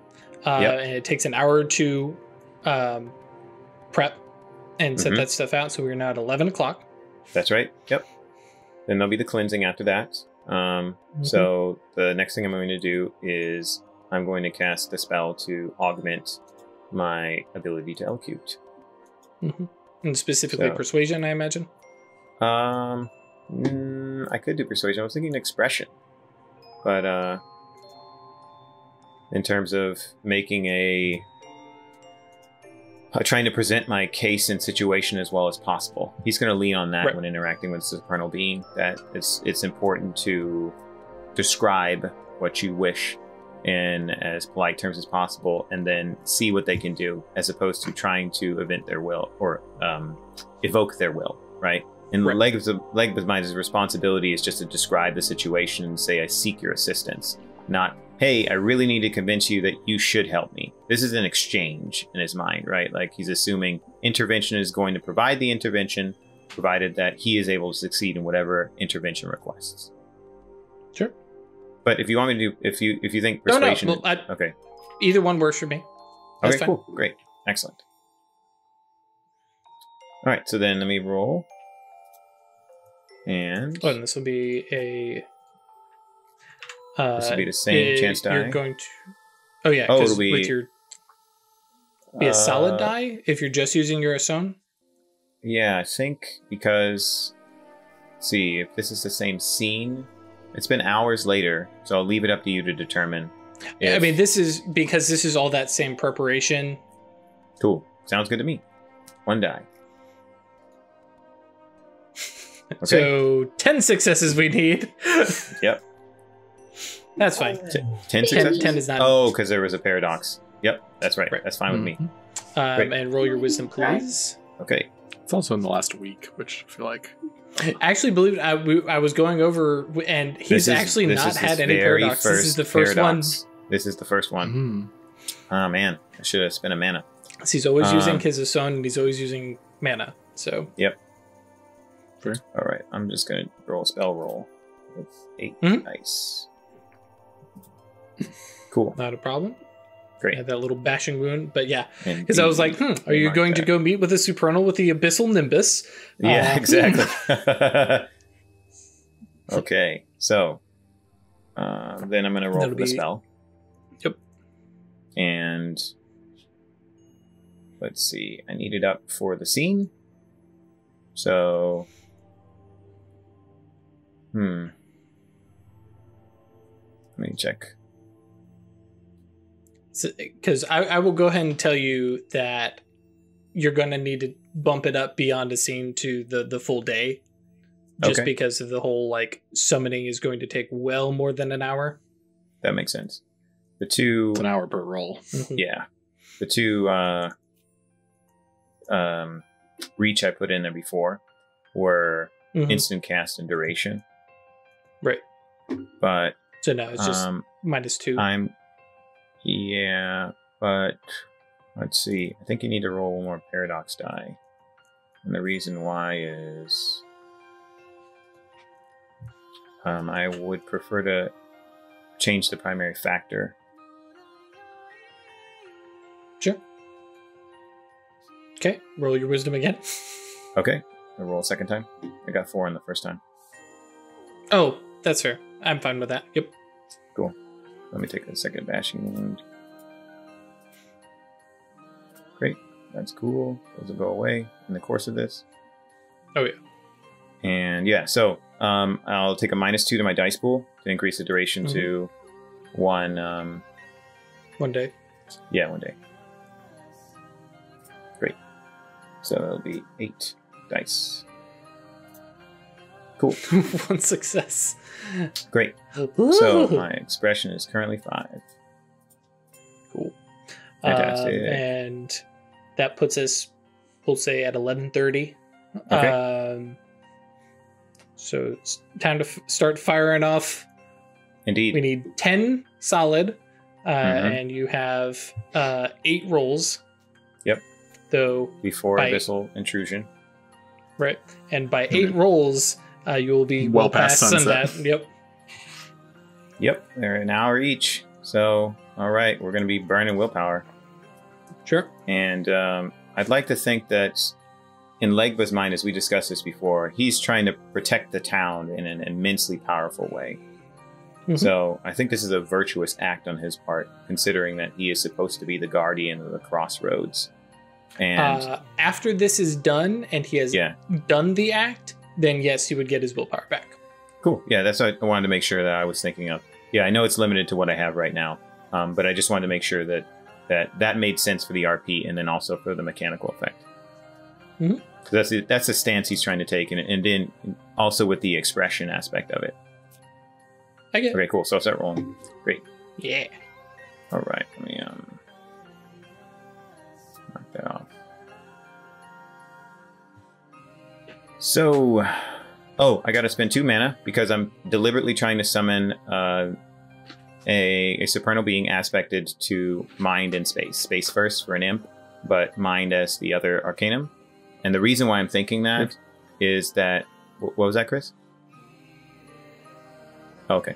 The reason why I'm thinking that is because of Drew, as we discussed, the effect we want to have. I figured that mine would be the most reasonable or appropriate second arcanum, if it makes sense to you. So, okay, I'll spend the 2 mana. Cool. Great. Spent. Cool. Time to start rolling. There's Gnosis. Gnosis. And space. Great. 10 total. Great. In total. Here's the first roll with the willpower. 3. It's now 12:30. Hour 1. Great. Second roll. Another willpower. Now 1:30. Great. We all knew this could happen. Here's We've third seen- roll. 2:30. Do I get 5 something successes. for that exceptional twice in a row? I do believe they call out here, you don't get anything for exceptional successes. All right. There we go. Yeah, Or more specifically, the fact, I take it on the fact that they detail the roll results and they specifically put nothing there for exceptional successes. I always take that as, you get a bonus of you got more successes, buddy. But I am vastly amused that you got 355. So yeah. Cool.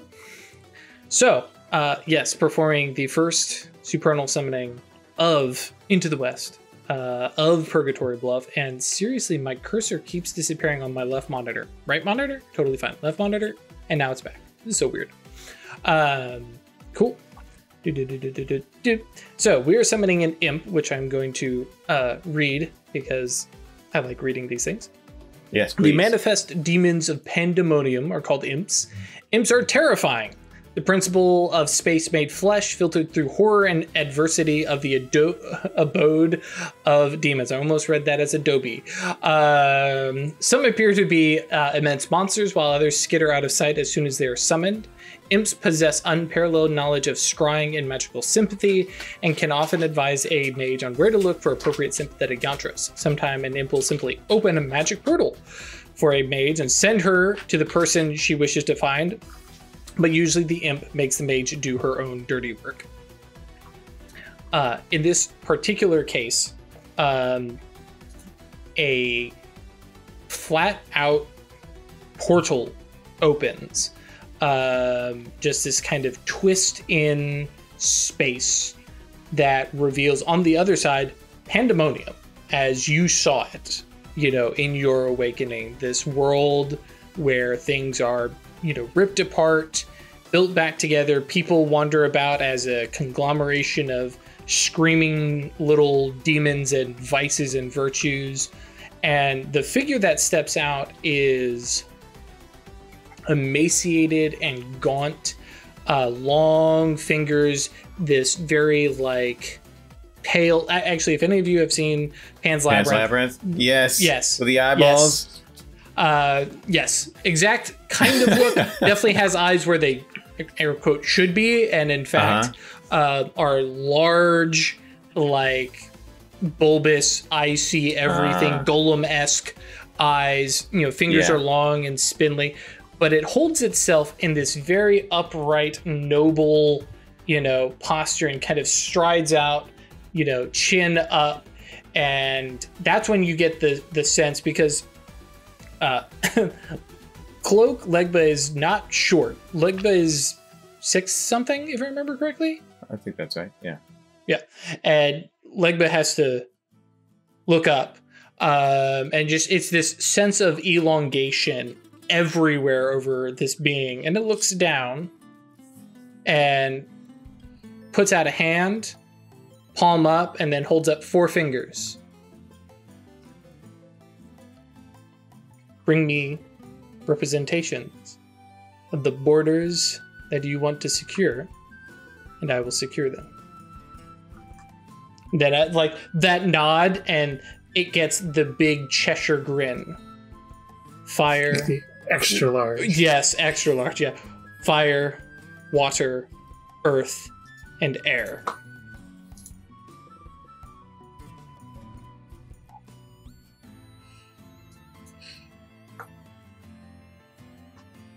Okay.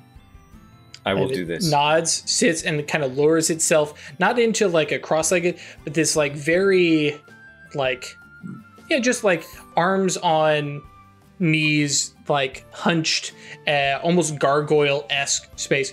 And just like is no longer even looking at you, is just bored. Like strides out of the mines.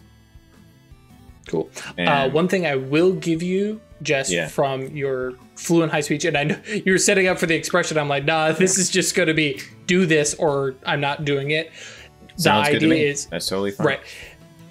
Basically, it is very, within the occult, you're talking about the cardinal directions, the four sides of this space, and then a representation from each of those spaces, but each one needs to coincide with one of the elements. That's what I figured. Okay. And but yeah, so that puts us at 1:30, and you had an hour? Yeah, so the thing is, you knew this was going to happen. Mm-hmm. I guess I could have, put in there for a lot more time. Could I have a little more? Go ahead. Yeah. Because I want to be clear on this, because we have done it previously in the Rookery, and I want to bring this up again. You summoning this same guy again is doable. Like, okay. Well within basically to make that call. The other thing is, at this point, you are kind of limiting. It is on Legba, right? Because Legba can grab dirt right here, water right there. That's all very, very close, right? So the hubris here is how far out does Legba stretch, and try to get stuff. Can get stuff very, very close. You're right here in the mines. If that's one border, you can do this small space, and so that's kind of up to you. The other thing is calling in backup, and say, hey, I need this thing. Don't ask questions. We'll talk about it later. So this is the thing, right? How does Legba handle this? And then the other thing is, it's an hour before he starts taking damage, but he is a rank 2, so he's going to be around for a little bit. That's what I was actually looking up real quick. Okay. It's within the circle. It's 1 point of corpus for each hour it stays in the circle. So it does have a decent amount of time. It's going to be wounded, but as long as you let it get out and leave, it'll be okay. Right. Gotcha. Okay. That works for me. So yeah, Legba would let's see. Yeah, he's still enlightened. How long would it take for him to reach any of the others? Well, you know that Isabel is in the tavern, because she is easy to find, and that's 15 minutes. Okay, great. Then the first and thing that will put you more or less in the center of town too. Yeah. He needs to go to the borders anyway, and she has a horse, so he's going to go. Her horse is at the estate. Oh, okay. Yeah. Well, there might be horses there. He's going to go to Isabel first. Cool. 12, and he strides in, still in the guise of Legba. So we have 1 hour safe. Cool. I'm just going to be taking little notes. Please do. And he walks into the tavern. Looking like Legba. Yes. Mm-hmm. And he approaches Isabel and says, "Madam, I need to speak with you outside, if you will." Okay. He walks outside. Yeah, there's definitely some commotion of trying to who is this guy? This is a new person in town. What's going on? Mm-hmm. They're going to talk to that. Yeah, especially a new black person. So a more cynical take from some folks might just be, it's one of the miners they don't know. that's a good point. And that's maybe the polite way of phrasing it. Mhm. Honestly, the miners don't interact a whole lot. Like, they're working on it, but... Yep. Okay. Once we're outside, Legba says, I need you to get me fire. From as far away from... well, that's not how you'd say it. You'd say, I've requested intervention from the Supernal. In order to get it, we need earth, air, water, and fire from the borders of the town. I need your help, and I will certainly need the help of the others.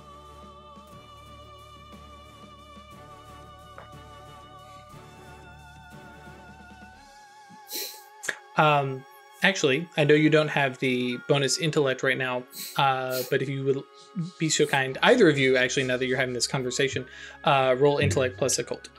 Sure. Yeah, no problem.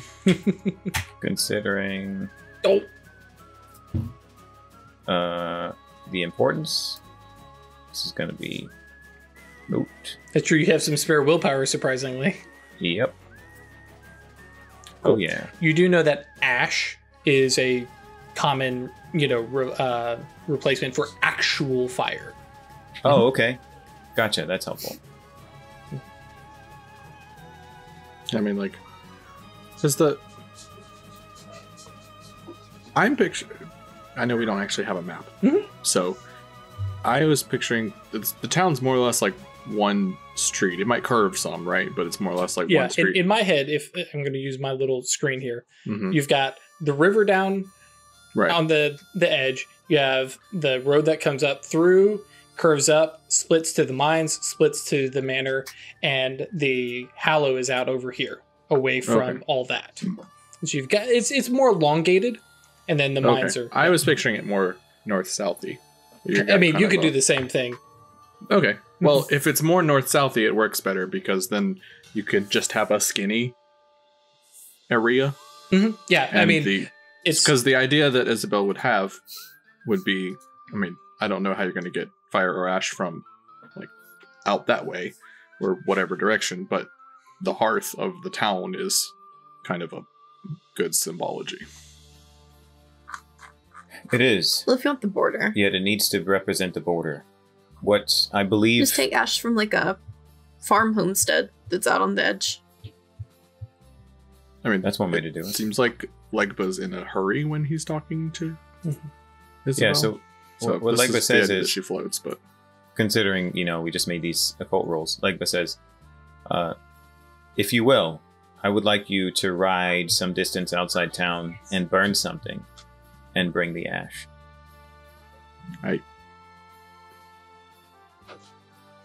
I'm in charge right now. Can you summon someone here?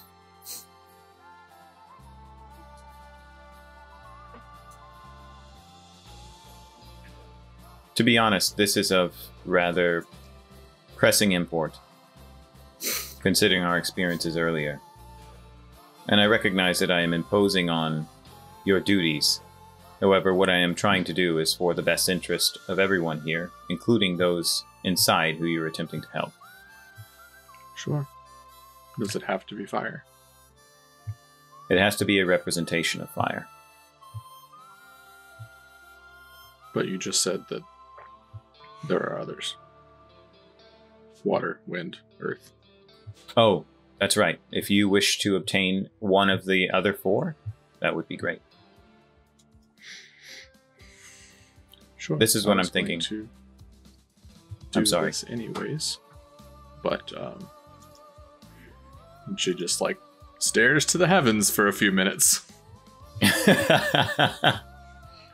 This might make the rest of your task a little harder, but and so basically from the west side of town, I'm going to have a storm roll in. Okay. Ooh. And just so we don't, I love you're already ready. I've had it sitting there for 20 minutes. Right. I'm like, if we get to it, we get to it. But so one question I had, just so we can verbalize this out of character, that way Yes. we're all talking on the same page. And because this is Legba's attempt, where is Legba thinking of getting different things from different places? That way we're all on kind of the same page. That makes sense. He thinks he can carry a pocket of air inside of his hands using like a creative ban. So if he's able to ban the space after capturing air, he can bring it to the supernal being. And Just so we could do that at one jar. place. What'd you say? A jar? I guess that's a good just point. have a jar of wind. Yeah, a jar of wind. Yeah, Or that's we true. just Yeah. But it's got to come from the border. Right. Yeah. So a jar of wind makes sense. I was just thinking that Drew might not accept that, so I shouldn't make that assumption. And that's the other reason why I was going to like, hang on, are you making this harder than it needs to be? Yeah. So I mean, I think it sounds like Drew's looking for a +1 yantra from each direction and each element. Pretty accurate. Sorry, go ahead, Ralph. water from the Hallow, because it is farther than the outskirts of the town, and I want the Hallow inside of the borders. We don't want people to be able to mess around with the Hallow. So Sure. It's on the Purgatory, and so as it flows through, I think that would be really useful. Anyways, I'm gonna roll this spell. Yep. Cool. Sounds good. You wanna roll some paradox for me? Yeah, that's what I was looking at. I was about to ask you how much mana you're spending. Nah, Cool. it's 3. Use my dedicated magical Oh, tool. right. I I can't know it's not remember- in a song. Well, but yeah, I know. I can't remember which who It's of the you flute. have The that's flute. right. Yeah. Oof. Yeah. Only the That's ones. fine. This is the spell I've had the biggest chance of paradox on. It's still like, nah, that's fine. Yep.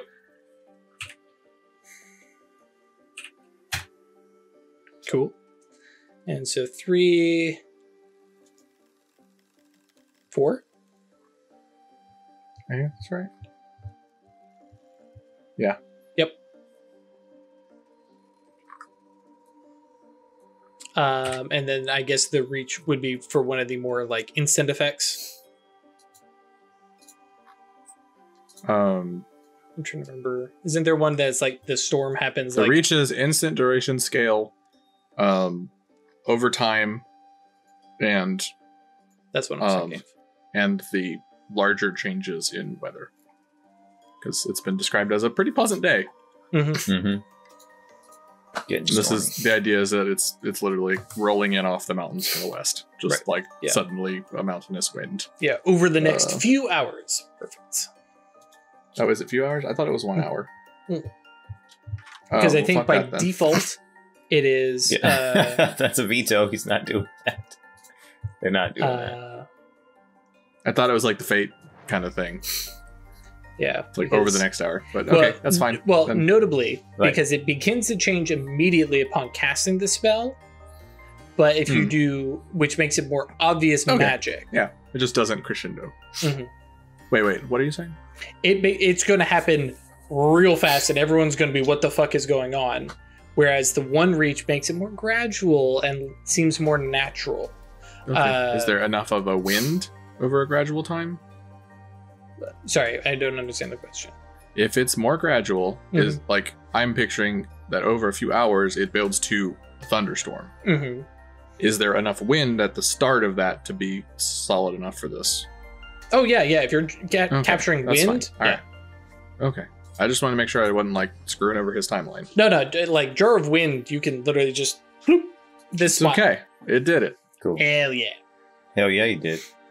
So yeah, There's this nice immediately cold breeze blows Yeah. straight at it's you. that the pressured shift, and it's just like, ooh, where'd that come from? Yeah. Like a cloud happened, like a single little cloud covers the sun for a second. You're like, oh. I mean, it's still May, right? Or it's like early May still Mhm. in the mountain, like in the foothills of Colorado. Yeah, it's still Yep. very we'll call it tenuous weather patterns. Yep. I like it. But yeah, so that yeah, wind is rolling in, and but you still got some resources There you to go. find. Yeah, great. Thank you. Do you have a lighter? The other thing No, I was he wouldn't gonna say bring that. up- He would ask if he had a match. Oh, that's true. Or a flint and Yeah. we'll pocket Yeah, I guess fine. sparker. That would work. The other thing I was going to bring up, because I did imagine that Legba was going to round up the crew, is the fact that like there's a bar full of drunks that you could easily owe a beer to go run off and do an errand, either of you, to go and get the town involved. And they don't need to know why, but That's a good point. I also like the symbolism of the town being contributing to the protection of the it's town. also true. Yeah, that's a really good idea. I actually thought about this challenge more than do this spell. Yeah, that's an intriguing suggestion. Is there anybody on a horse or near a horse? I mean, Near I the tavern imagine right now? that, well, if nothing else, the marksmen who are still hanging out front, though you guys great. walked away from them, they probably have horses. Okay, great. Then I'll walk back to them. Sure. And Isabel, you're And- heading back into the tavern? Both of them like kind of a look whole- at you. You do not know these guys because I imagine these are kind of outside of you. They don't come to town very often. If they do, it's get a drink or a meal in the tavern and go back. But they have like, that there's a cook that like cooks for that little squad of cowboys basically. And bear in mind, because I realize I keep talking about these sharpshooters, these are the same guys that guard the silver that is being mined. Right. Oh wow. Okay. Right. Yeah, like, because I realized that was one of the things we don't talk about is like there's security detail at the mines and stuff like that. They're not worried about protecting the miners so much as keeping an eye on where the silver is and stuff like that. But yeah, so this is That that makes group, and they are kept from being Isabel sociable. maybe has seen them. Oh yeah, like Talked you to them guys in have passing definitely up at the seen estate them, and stuff like that. right? But yeah, they But are never more than like to get to know them. right. Maybe know their names. Maybe, yeah. But yeah, like, but approaching, and they both kind of like look you, size you up, but they, well, like we alluded to earlier, one of the black miners, and they don't worry. They're actually probably less concerned about you doing stuff because, well, who's the thief? Well, it was a white woman, or actually described as a Native American woman. You guys know she was white. But yeah, so you were definitely not the thief, so they're not too concerned. But they give you like a little nod and, kind of look away and just keep an eye on stuff. They're bored out of their skull. Yeah. So he's walking up to them. Mhm. And he says, "Gentlemen, might I make a request of you?" Like, and having seen you just get a match, they pat and, sorry, we don't have any tobacco. Well, no worries. Well, I wouldn't say that. He'd say, I'm actually not looking for anything. I'm not looking for tobacco, right? For me to smoke. Ooh, that's good. Oh. I'm not looking for tobacco for. And pause as the gears start turning. Oh. I thought about this I will one, be right guys. back. I'll be right back. He walks back inside. Sure. And he walks up to Isabel. And just walks up to her and says, "Do you have a cigarette?" Yeah, "Can I have one?" sure. Great. So Like he takes this the being cigarette weird out. today. He takes a cigarette back out and walks back up to them and says, "Do either of you smoke?" They both look at you like you're an idiot. Yeah. All right. Then which one of you would like to ride 10 miles outside of town and smoke this? 10 miles. 10 Yeah, I was just I saying. guess 5. Fine. That's too far. Yeah. All right. Yeah. Fine. miles. I'm just thinking, yeah, I guess if you're on a Oh, horse, yeah. 30 miles an hour, okay, fine. But yeah, they Seems like an easier request that way. That's Right, what I was that's true. thinking. Fair yeah. enough. This is why we talk about these things out of character. and like they both give you this look of take the cigarette, smoke it a mile away from town. I need you to collect the ashes.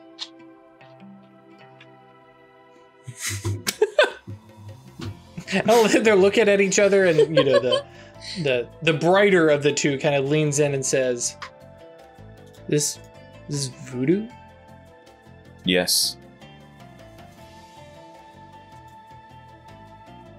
You're gonna cast a spell on me if I do this? No. In fact, Just you can say that I will be looking after you for the near future if you do this for me. like there's some look back and forth at each other, and then one of them kind of shoves the other out of the way, puts his hand out to you, like, and you swear that? I swear that I will be looking after all of the... Well, no, we wouldn't say that. What he said is true, so... Right. I swear okay. that. Roll, yeah, presence plus... Yeah, I mean, especially if... Expression? Yeah. Yeah. Cool. You're telling a good story. Yeah, that's kind of what I was thinking. It's like, actually, yeah, leaning into... All right. Yeah. Yes! Yep. Condition. Give me that beat. Sure. What condition are we thinking here? Well, actually, I think we're going to give you a flat out, just like a floating +2 on this ritual. Excellent. And just like whatever you need, just like that Wonderful. bit of motivation as you watch his eyes sparkle, and snaps up the cigarette and, you know, puts it in his mouth. And then just like leaves it there and like pats his buddy on the shoulder. His buddy's like, "Wait, hang on, you can't." And this guy's on the horse and riding, and it's like, okay. So Don't what want was to that? be a Chris? spoil sport, but was that supposed to be rote? What? It's not rope. Presence expression? Oh, it is. Oh, rope. no, That's it wasn't. weird. It didn't even label it. Yeah, I didn't check that off. Let me roll it again. Sorry. It's okay. No problem. I mean, it's still 9 dice. So. I was curious. I was like, damn, that's a lot of successes. I mean, you gotta go for it. Nice. Sorry. Give me that condition back. No worries. It's really weird because normally it's labeled in the bottom right corner as rote, but yeah, it didn't. So, all right, but yeah. So regardless, the guy is and regardless, the guy is like, sure, I'll get a voodoo blessing. Is kind of the comment he makes as he hops on the horse and says, "You got this," and like leaves because they're both bored out of their mind, an excuse, and it's like free cigarette. Right. Sure, this is weird. All right, and which direction do you get some voodoo magic? Right. Yeah, which direction do you point him? I asked him to go. I asked him to go to the north because what I'm thinking is the wind is blowing in from the west. The Hallow is in the east, and so we need things in the north and the south as well. Okay, well, the north is out towards the estate, and then the south would be crossing over the river towards the farm. And the mines, that's right. Okay, well then how about south? South's fine. Sure. And so, yeah, and that also gives you somebody heading out past the farms. Great, excellent, perfect. It won't be the outskirts of the farms because, they're large patches, but you'll have some kind of protection. Cool. Sorry, well, I figured how much north be. Sorry, I figured north being earth from the mine was like a given. Sorry. Yeah, it's okay. I was because when Drew described it, right, like it's the limits of the protection, right? There's the cult symbolic, or this. There's a semiotic significance to what we grab, but I can't just grab things from the center of town because they need to also represent the borders. So, and bear in mind, like, you can get dirt from the mine. You could also just literally pick up a handful of dirt from anywhere. That's the more gimme one. I was thinking when you described it that it needs to be from that place, even though I recognize that because of the space arcanum, it doesn't matter if there's a connection between the dirt that's far out. But I just, maybe I misunderstood you when you described it. So, because my inclination would be the stone of the mine, of course. That's a really important aspect of the town. To give you a idea, we are talking literally that space where that cigarette is and that ash touches the ground. That is going to be the edge Excellent. Okay, so I did think of it correctly. So then, yeah, I want to get things from as far out as I can. And so if he's able to ride past the farms, that's what Legba would prefer. Because we want this border of protection to encompass all of the things that we're trying to protect as a coven. Right. Cool. And you tell him to bring it back to the mine, I'm sure? Yes, that's right. Cool. So then I turn to the buddy who looks disappointed. And he looks more irritated that he's being left alone. Yeah, well then that's why I'm going to say, would you also like a voodoo blessing? He's definitely a little more like hesitant and you know, not necessarily feeling the vibe, but he goes, what do I have to do? All you have to do is ride 1 mile. Oh, let me say 1 mile. How? From here, a mile covers basically everything except for the farms, just because the farms stretch out. Yeah. You know? Okay. So then, north of town, past the estates, right? Mm-hmm. Oh no, actually, I don't do that. I asked him if he has a flask. Yeah. You've got a little Is it hip empty? flask and a canteen too. Mm-hmm. Oh, a canteen. This is what I need you to do. I need you to ride to the west, outside of town, 1 mile west. I need you to empty your canteen. I need you to hold your canteen into the wind, and then cap your canteen, and bring it to me.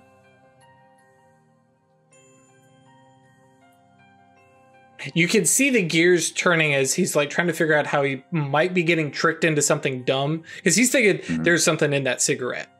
But oh yeah, no, this is okay. And so he like unscrews the canteen and just like pours it out right here, and then just whoop, and like he's demonstrating the motions, and it's like, yes, dummy. and I will also receive a voodoo blessing. Yes. I will look after you, just as I will look after your friend.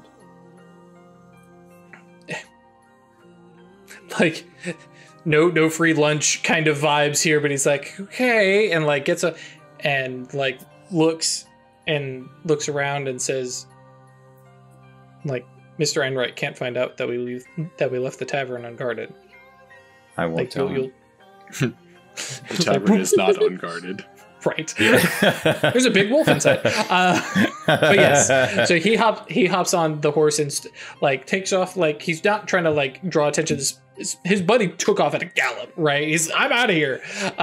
He's a little more sedate pace. Some people notice a little less, but yeah, once he's down the road a little bit and out towards the brush, takes off and rides out a mile. Starts heading out a mile. Cool. Great. All right, then. Legba, goes to find Gisela if she is at the shop.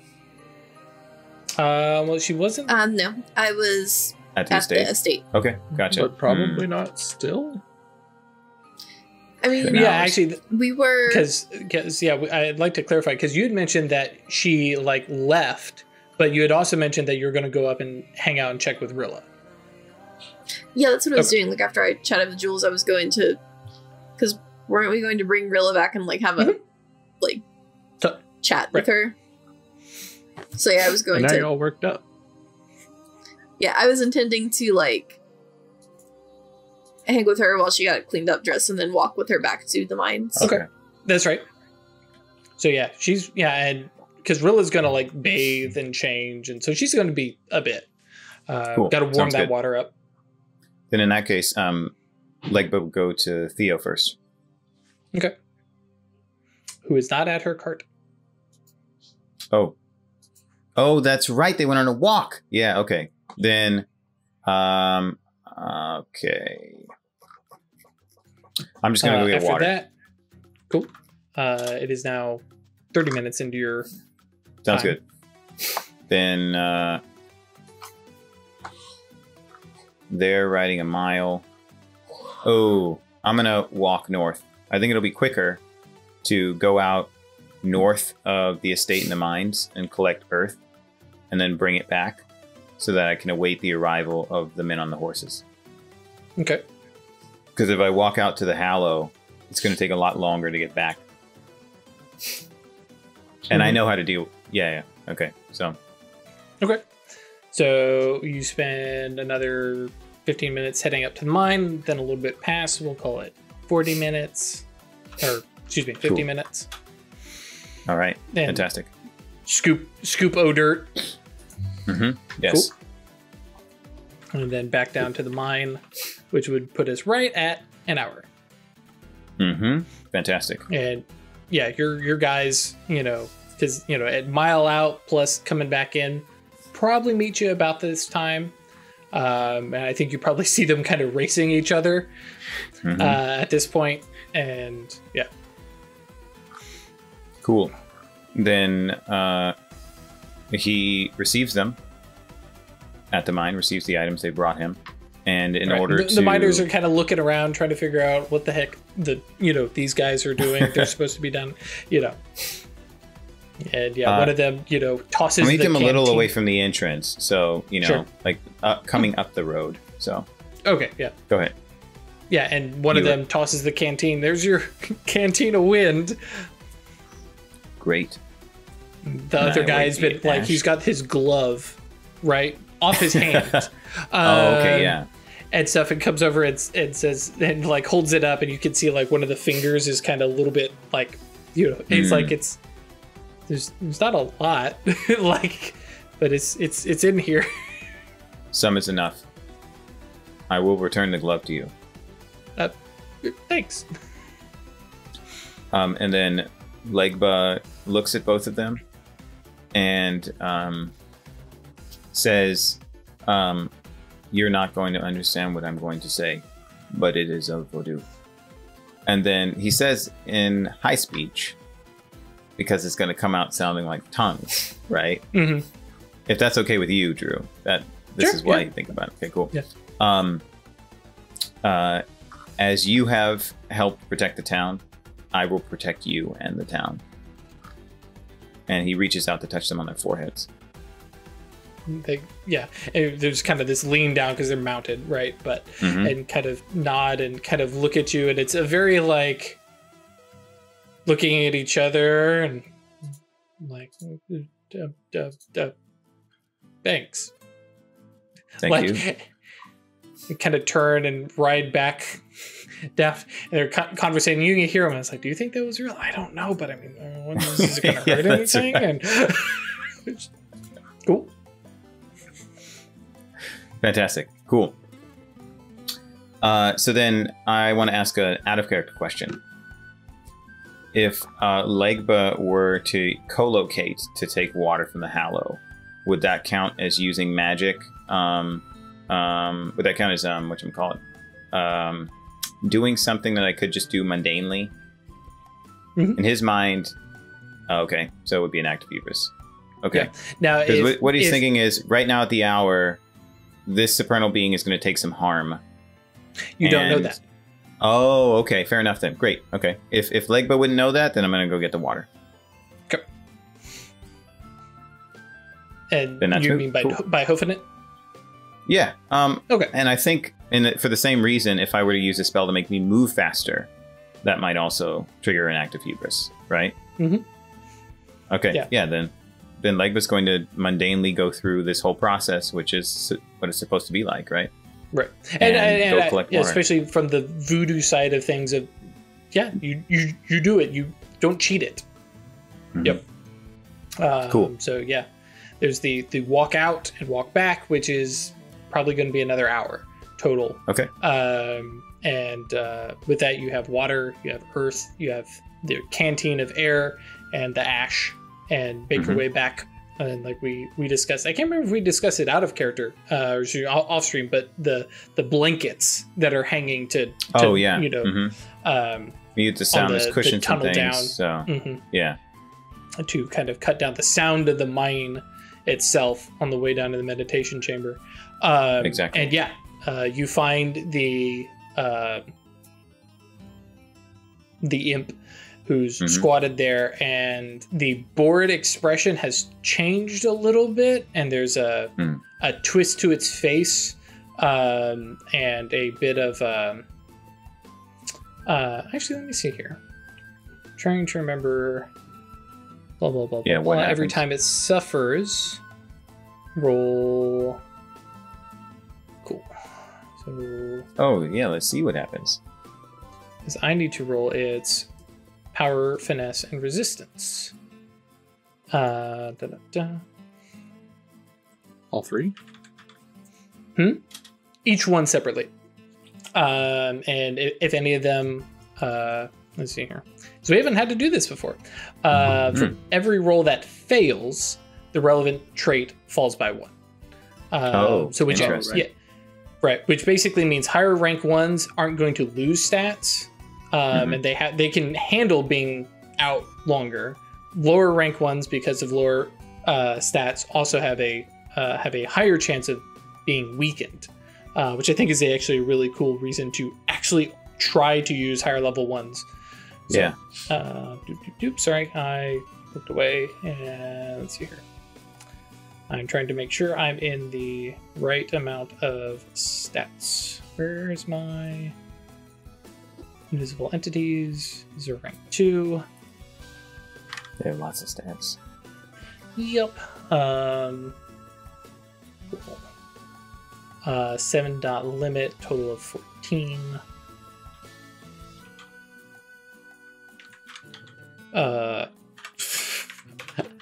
Sorry, I had I'm rolling this secretly, so only chat can see. And of course, you guys Yep. go look in here in a second anyway. So Yeah, I'm not looking yet, so we'll find out.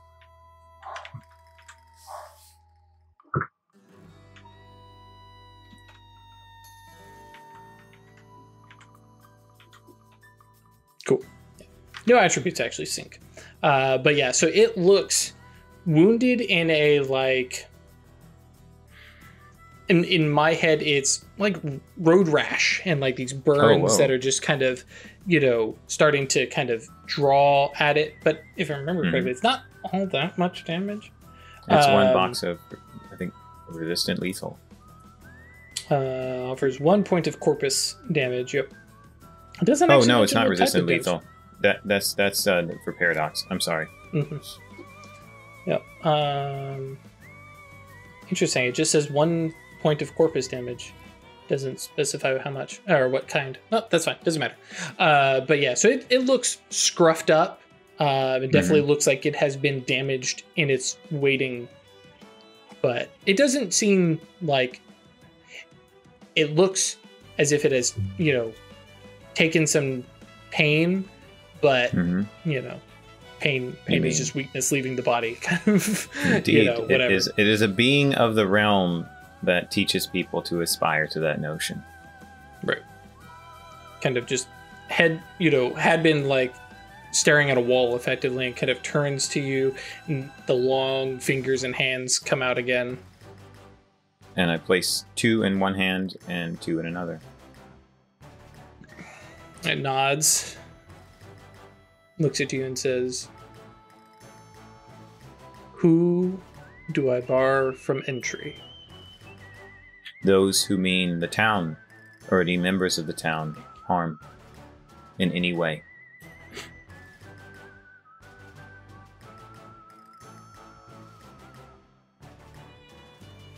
Kind of looks over the items and like kind of tilts its head up and kind of looks, and owl like the head just keeps turning. The body doesn't move. It just kind of looks around. There's not even a twisting of like muscle at the neck or skin or anything. Just the head just swivels and then comes back and looks down at you and nods. Hands grasp the materials and they just kind of sink into it, just get absorbed. It is done. As it says that, your peripheral mage sight goes off. All of your guys' peripheral mage sight off. And Gisela, you're sitting with Rilla and her head kind of perks up. Says, "What the fuck was that?" And what's the arcana of it? Space and mind. Okay. I tell her that. He goes, "Okay." Because that felt like ice water down the back, which is actually what her peripheral mage sight is a cold sensation around magic. Yep. Every time that snowball down the back. Yep. That would be really unpleasant. freaking annoying. Yes. Can you guys stop casting spells? Oh. Just I know. yeah. Blame there's a show. Ask me about it on Discord, so I don't go into it. But it's a game show, and one of their things is ice down the back, and I'm like, oh, that's brutal. Yeah. But yeah, and just there's this, that moment as it just kind of passes over, and it looks and kind of nods at you, and just waits. Oh, and then Legba says, I thank you for this task, and I release you. And kind of nods its head, kind of kind of stands up and stretches, the way you do, like, oh well, I guess we're all gonna head out, and then Legba holds up his hand and says, I have 2 remaining questions, if you will answer them. Perhaps. The first is, you seem to have sustained injury. How did that happen?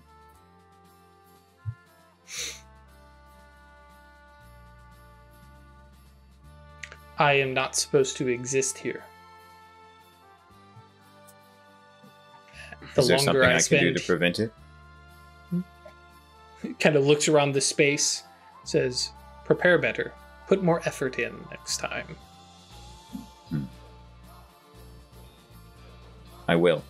The second is, if I wish to speak with you again, what is your name? No, he says, what should I call you? I think there's an actual shrug and says, call me by what you wish. I will know. Well, intervention. I thank you. Nods its head and just turns, and it's very, in our terms, very kind of mecha-esque in the fact that like the hips and legs turn first, and then the torso, and while its head is just watching you, and then the head turns, and then it walks through. All his joints are 360s. Right. Yeah. He's got a sort of smooth jelly boy body. He just does not like I'm a big old demon where distance doesn't matter, neither does rotation, or I don't care about life. Yeah. And just steps through the gateway, and you have this oh yes, I remember Pandemonium. I'm good. And it and that same little twist and wrench of space as the portal kind of closes. Not kind of, it does close. Fantastic.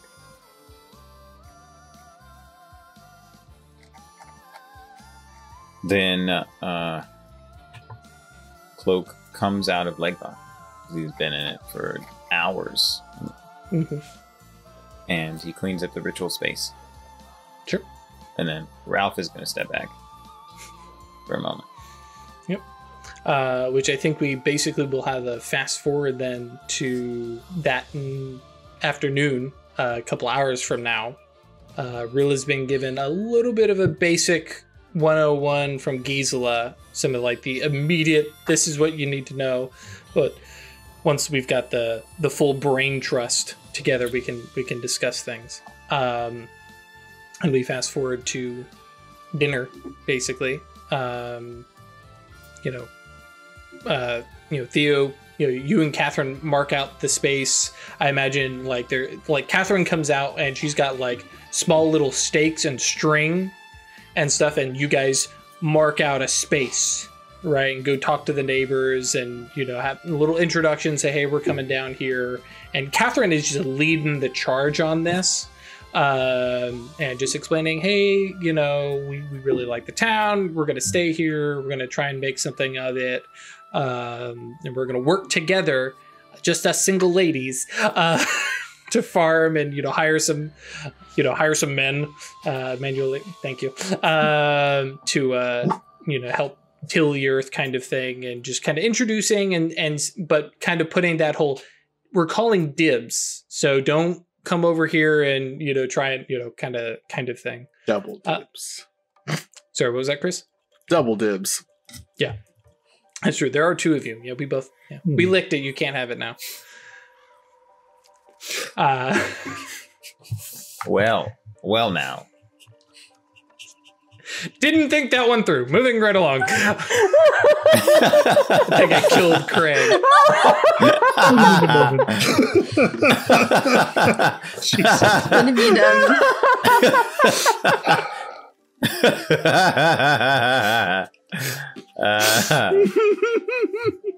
Okay. Yeah, that's Y'all okay? hilarious. At least I recognize it immediately, fair. Chris. Anyways, yes. And then we fast forward to you guys having dinner. A question: do you guys kind of all sit together again, and notably is Mortimer and Jules invited, or is this just a just us witches kind of conversation? In the mines? I mean, we wanted to talk to Rilla, Yeah. and also, no, we're coming back into town for dinner, Oh, so that we're gotcha. here by sunset. Cool. Yeah, that makes sense. Because you guys may not even do a big data dump so much as That's we're just going to be all fantastic. safe Cool. together. Yeah, I wasn't sure what we were talking about, so Yeah. thanks for clarifying. Yeah, I don't think it's a problem that they're there. But by my watch, I'll have 7 minutes of things you can get in before Drew cliffhangers you. So Yeah, I was just going to be at the tavern. I don't know about Mortimer and Jules being there, because if we want to answer Rilla's questions about things that they mentally can't comprehend, Mhm. like they can be at another table, but not like Mhm. part of this conversation. Can I like that. Kathia have shown up a little bit early to grab Gisela for a minute? Sure. So, O's and things. How do you feel about doing something like that for Catherine and I? I've never done anything like that before. What do you want? Well, we had a conversation, and during the conversation, things sort of came out, and it made me realize that we haven't really made any promises to each other. I mean, we're never going to get married in a church or anything, but maybe we could do something our way. Okay. You're up for that? Do you want like magical oaths or just symbolic oaths? Yes.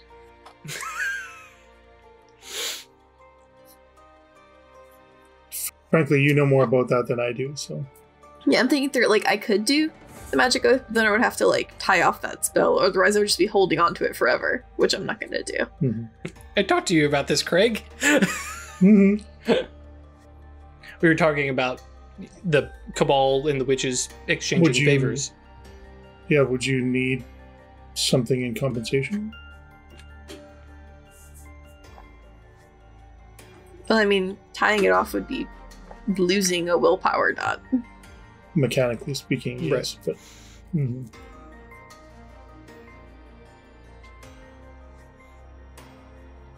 Well, if there's something I can do to compensate you for that, we can work out a trade, I'm sure. And out of character, it's a thing. It's like, especially because of your various, talents and stuff like this. It's, especially the witch coven. It's like it's going to be exchanges of favors. Hey, you can do this. Can you do this for me? I'll pay you back in kind of thing. Hmm. I mean, for that, though, it's more, you can't give me a willpower. No, but can cast a spell similarly at a, and release it kind of thing, or, something safely relinquish a equally. spell on your behalf. Mm-hmm. don't forget about your megalomania. Ooh, that's a good point. Which she may be resisting, but yeah. Craig's like, don't screw me. No. Yeah. Also, there's something else there. So,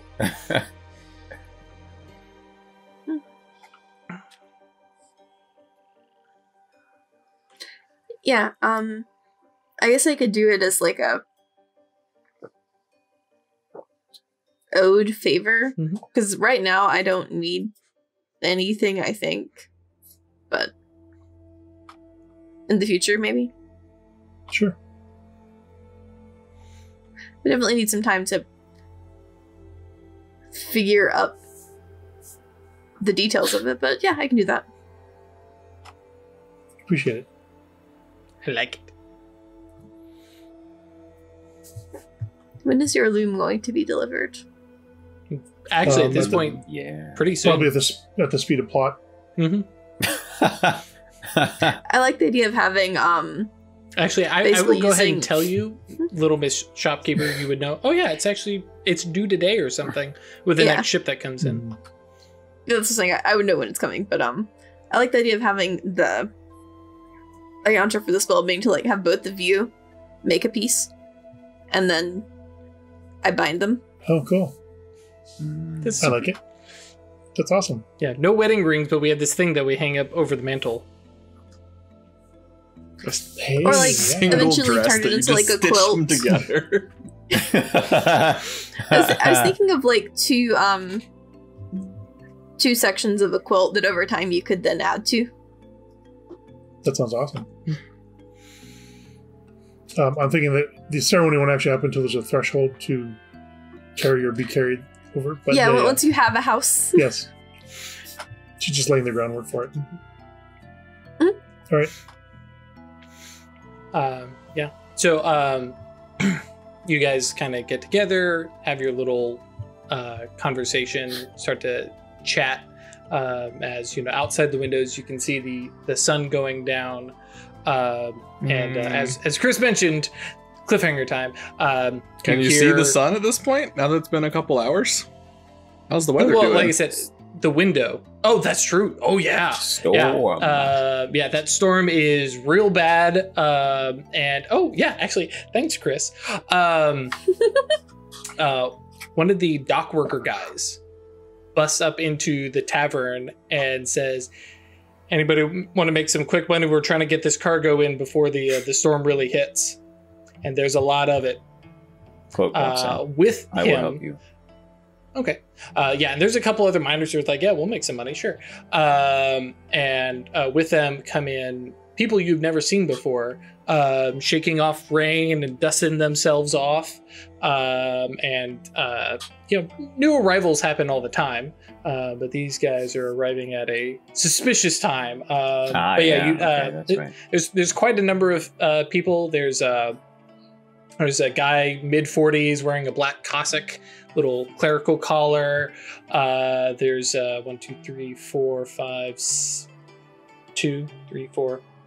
5 guys who look like they're probably laborers, workers, and stuff like that. And then the final 2 to come in are a little bit older. Look like married couple. That whole like, after you've been married X amount of time, like you start to look similar, kind of thing. And they, a little bit older, lean, man and woman. They're all just quickly like coming in out of the rain and stuff like that. The couple have like one umbrella that he's gentlemanly carrying for her and shaking it off and stuff like that as people are coming in, and Isabel is having to, find seats for everybody. And there's plenty of room, but yeah, they're all just like soaked to the bone, having come up the way from the river. As miners are like, yeah, okay, go out into the rain and, get paid, $1 to help move some. Well, the money it's very generous. Right. Yeah, I know, that's fair. To move some, some cargo into the one warehouse that, Anastasio has down there, until the rain passes and stuff can get where it's supposed to be. And yeah. Outside, you just have that sense that the sun has set. As we have new actors in the story. Was that correct? That's right. Just glancing at Giza, things still gonna go down? It's not an ongoing spell that's just gonna Ping her.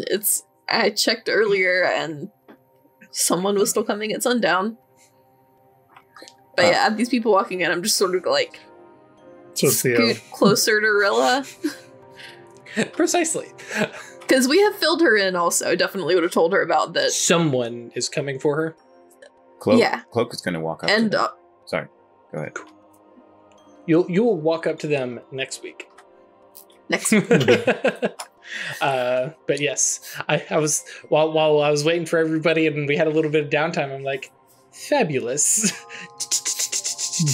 Because we're not just gonna have one person in here, we're gonna have a couple people. Let's see if you guys can figure out who might be the problem. All of them. Start shooting. Anyways, I started blasting. So anyways, That that's would our be fun blast. if Isabel had a bladder of drinks, right, and then sees them and drops the drinks and it goes down in front, right? She lifts it up, her hands are closed, and she pulls up the pistols immediately. It's revealed in that moment. They were in the apron the whole time. Hey, I mean, back then dresses had pockets. Damn it. That's Oh, they definitely are. They didn't have pockets. You had a pocket That's belt. true. But you could reach said pockets because the dresses had little Dress had a slits hole in it. Yep. Slit, yeah. But anyways, thank you all at home for joining us. We're on the road. If you're listening to us on your way to work, I apologize that this is your on the road entertainment. But you know, hey, thanks for joining I don't us. apologize. We're doing good shit Yeah, here. why would you I'm glad say you that? like us. Say that? As always, oh wow, thank you Noctul for updating us. $1 back then would have been $35. So yeah, probably closer to 50 cents. Anyways, thank you for joining us, guys. I really do appreciate it. As always, Discord is here and available, and we welcome you. It is a great place to hang out. I love having our Discord, even besides the whole like there's fans of the show, and that concept still just kind of like every now and then I go, whoa, what? But okay, come hang out with us, because that's how I prefer to think of it. Come look at really weird crossbreed dogs. Amanda posted a video earlier. If you haven't seen it, it is a crossbreed between a pug and a German Shepherd.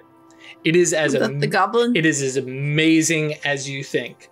And as is mentioned in the video somewhere, there's a very, very brave pug daddy, because it's just like, yeah, okay.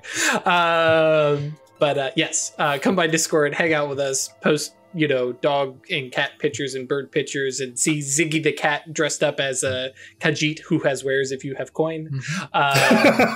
Yeah. It's a very fun place to be, hang out, kick back, relax. That's the goal. We talk about Mage sometimes too. If you want to support us monetarily, that's patreon.com/occultists anonymous or staylucky.club. And there's merch, which you saw at the start of the video. If you missed it somehow, go back to the start of the video. Ash got the new stuff we have in, and they look great. Oh yes, the Rookery mug, which is still a classic. I love that one. I'm going to probably ditch the skull after October. But it's just a bit unwieldy. But yes, lots of cool stuff, brain spider things. Yeah, just go check it out. And we are adding more stuff. And if you happen to be like, oh, there was this one line, it would be great on a shirt, let us know, because that's what happened to Amenable to Witchcraft. We're not going to make I licked it, so it's mine shirt. No. No. Yeah, we will. No, do not know. Come check us out at our bootleg second Occultists Anonymous Second first shop. shop. I can point you in the direction of a shop that will sell you booty shorts that you can put your own words on. There you go. I'm just going to put it on with masking tape and a Sharpie. There you go. Whatever it takes. All right. Thank you all for joining us, and we will see you next week. See you later.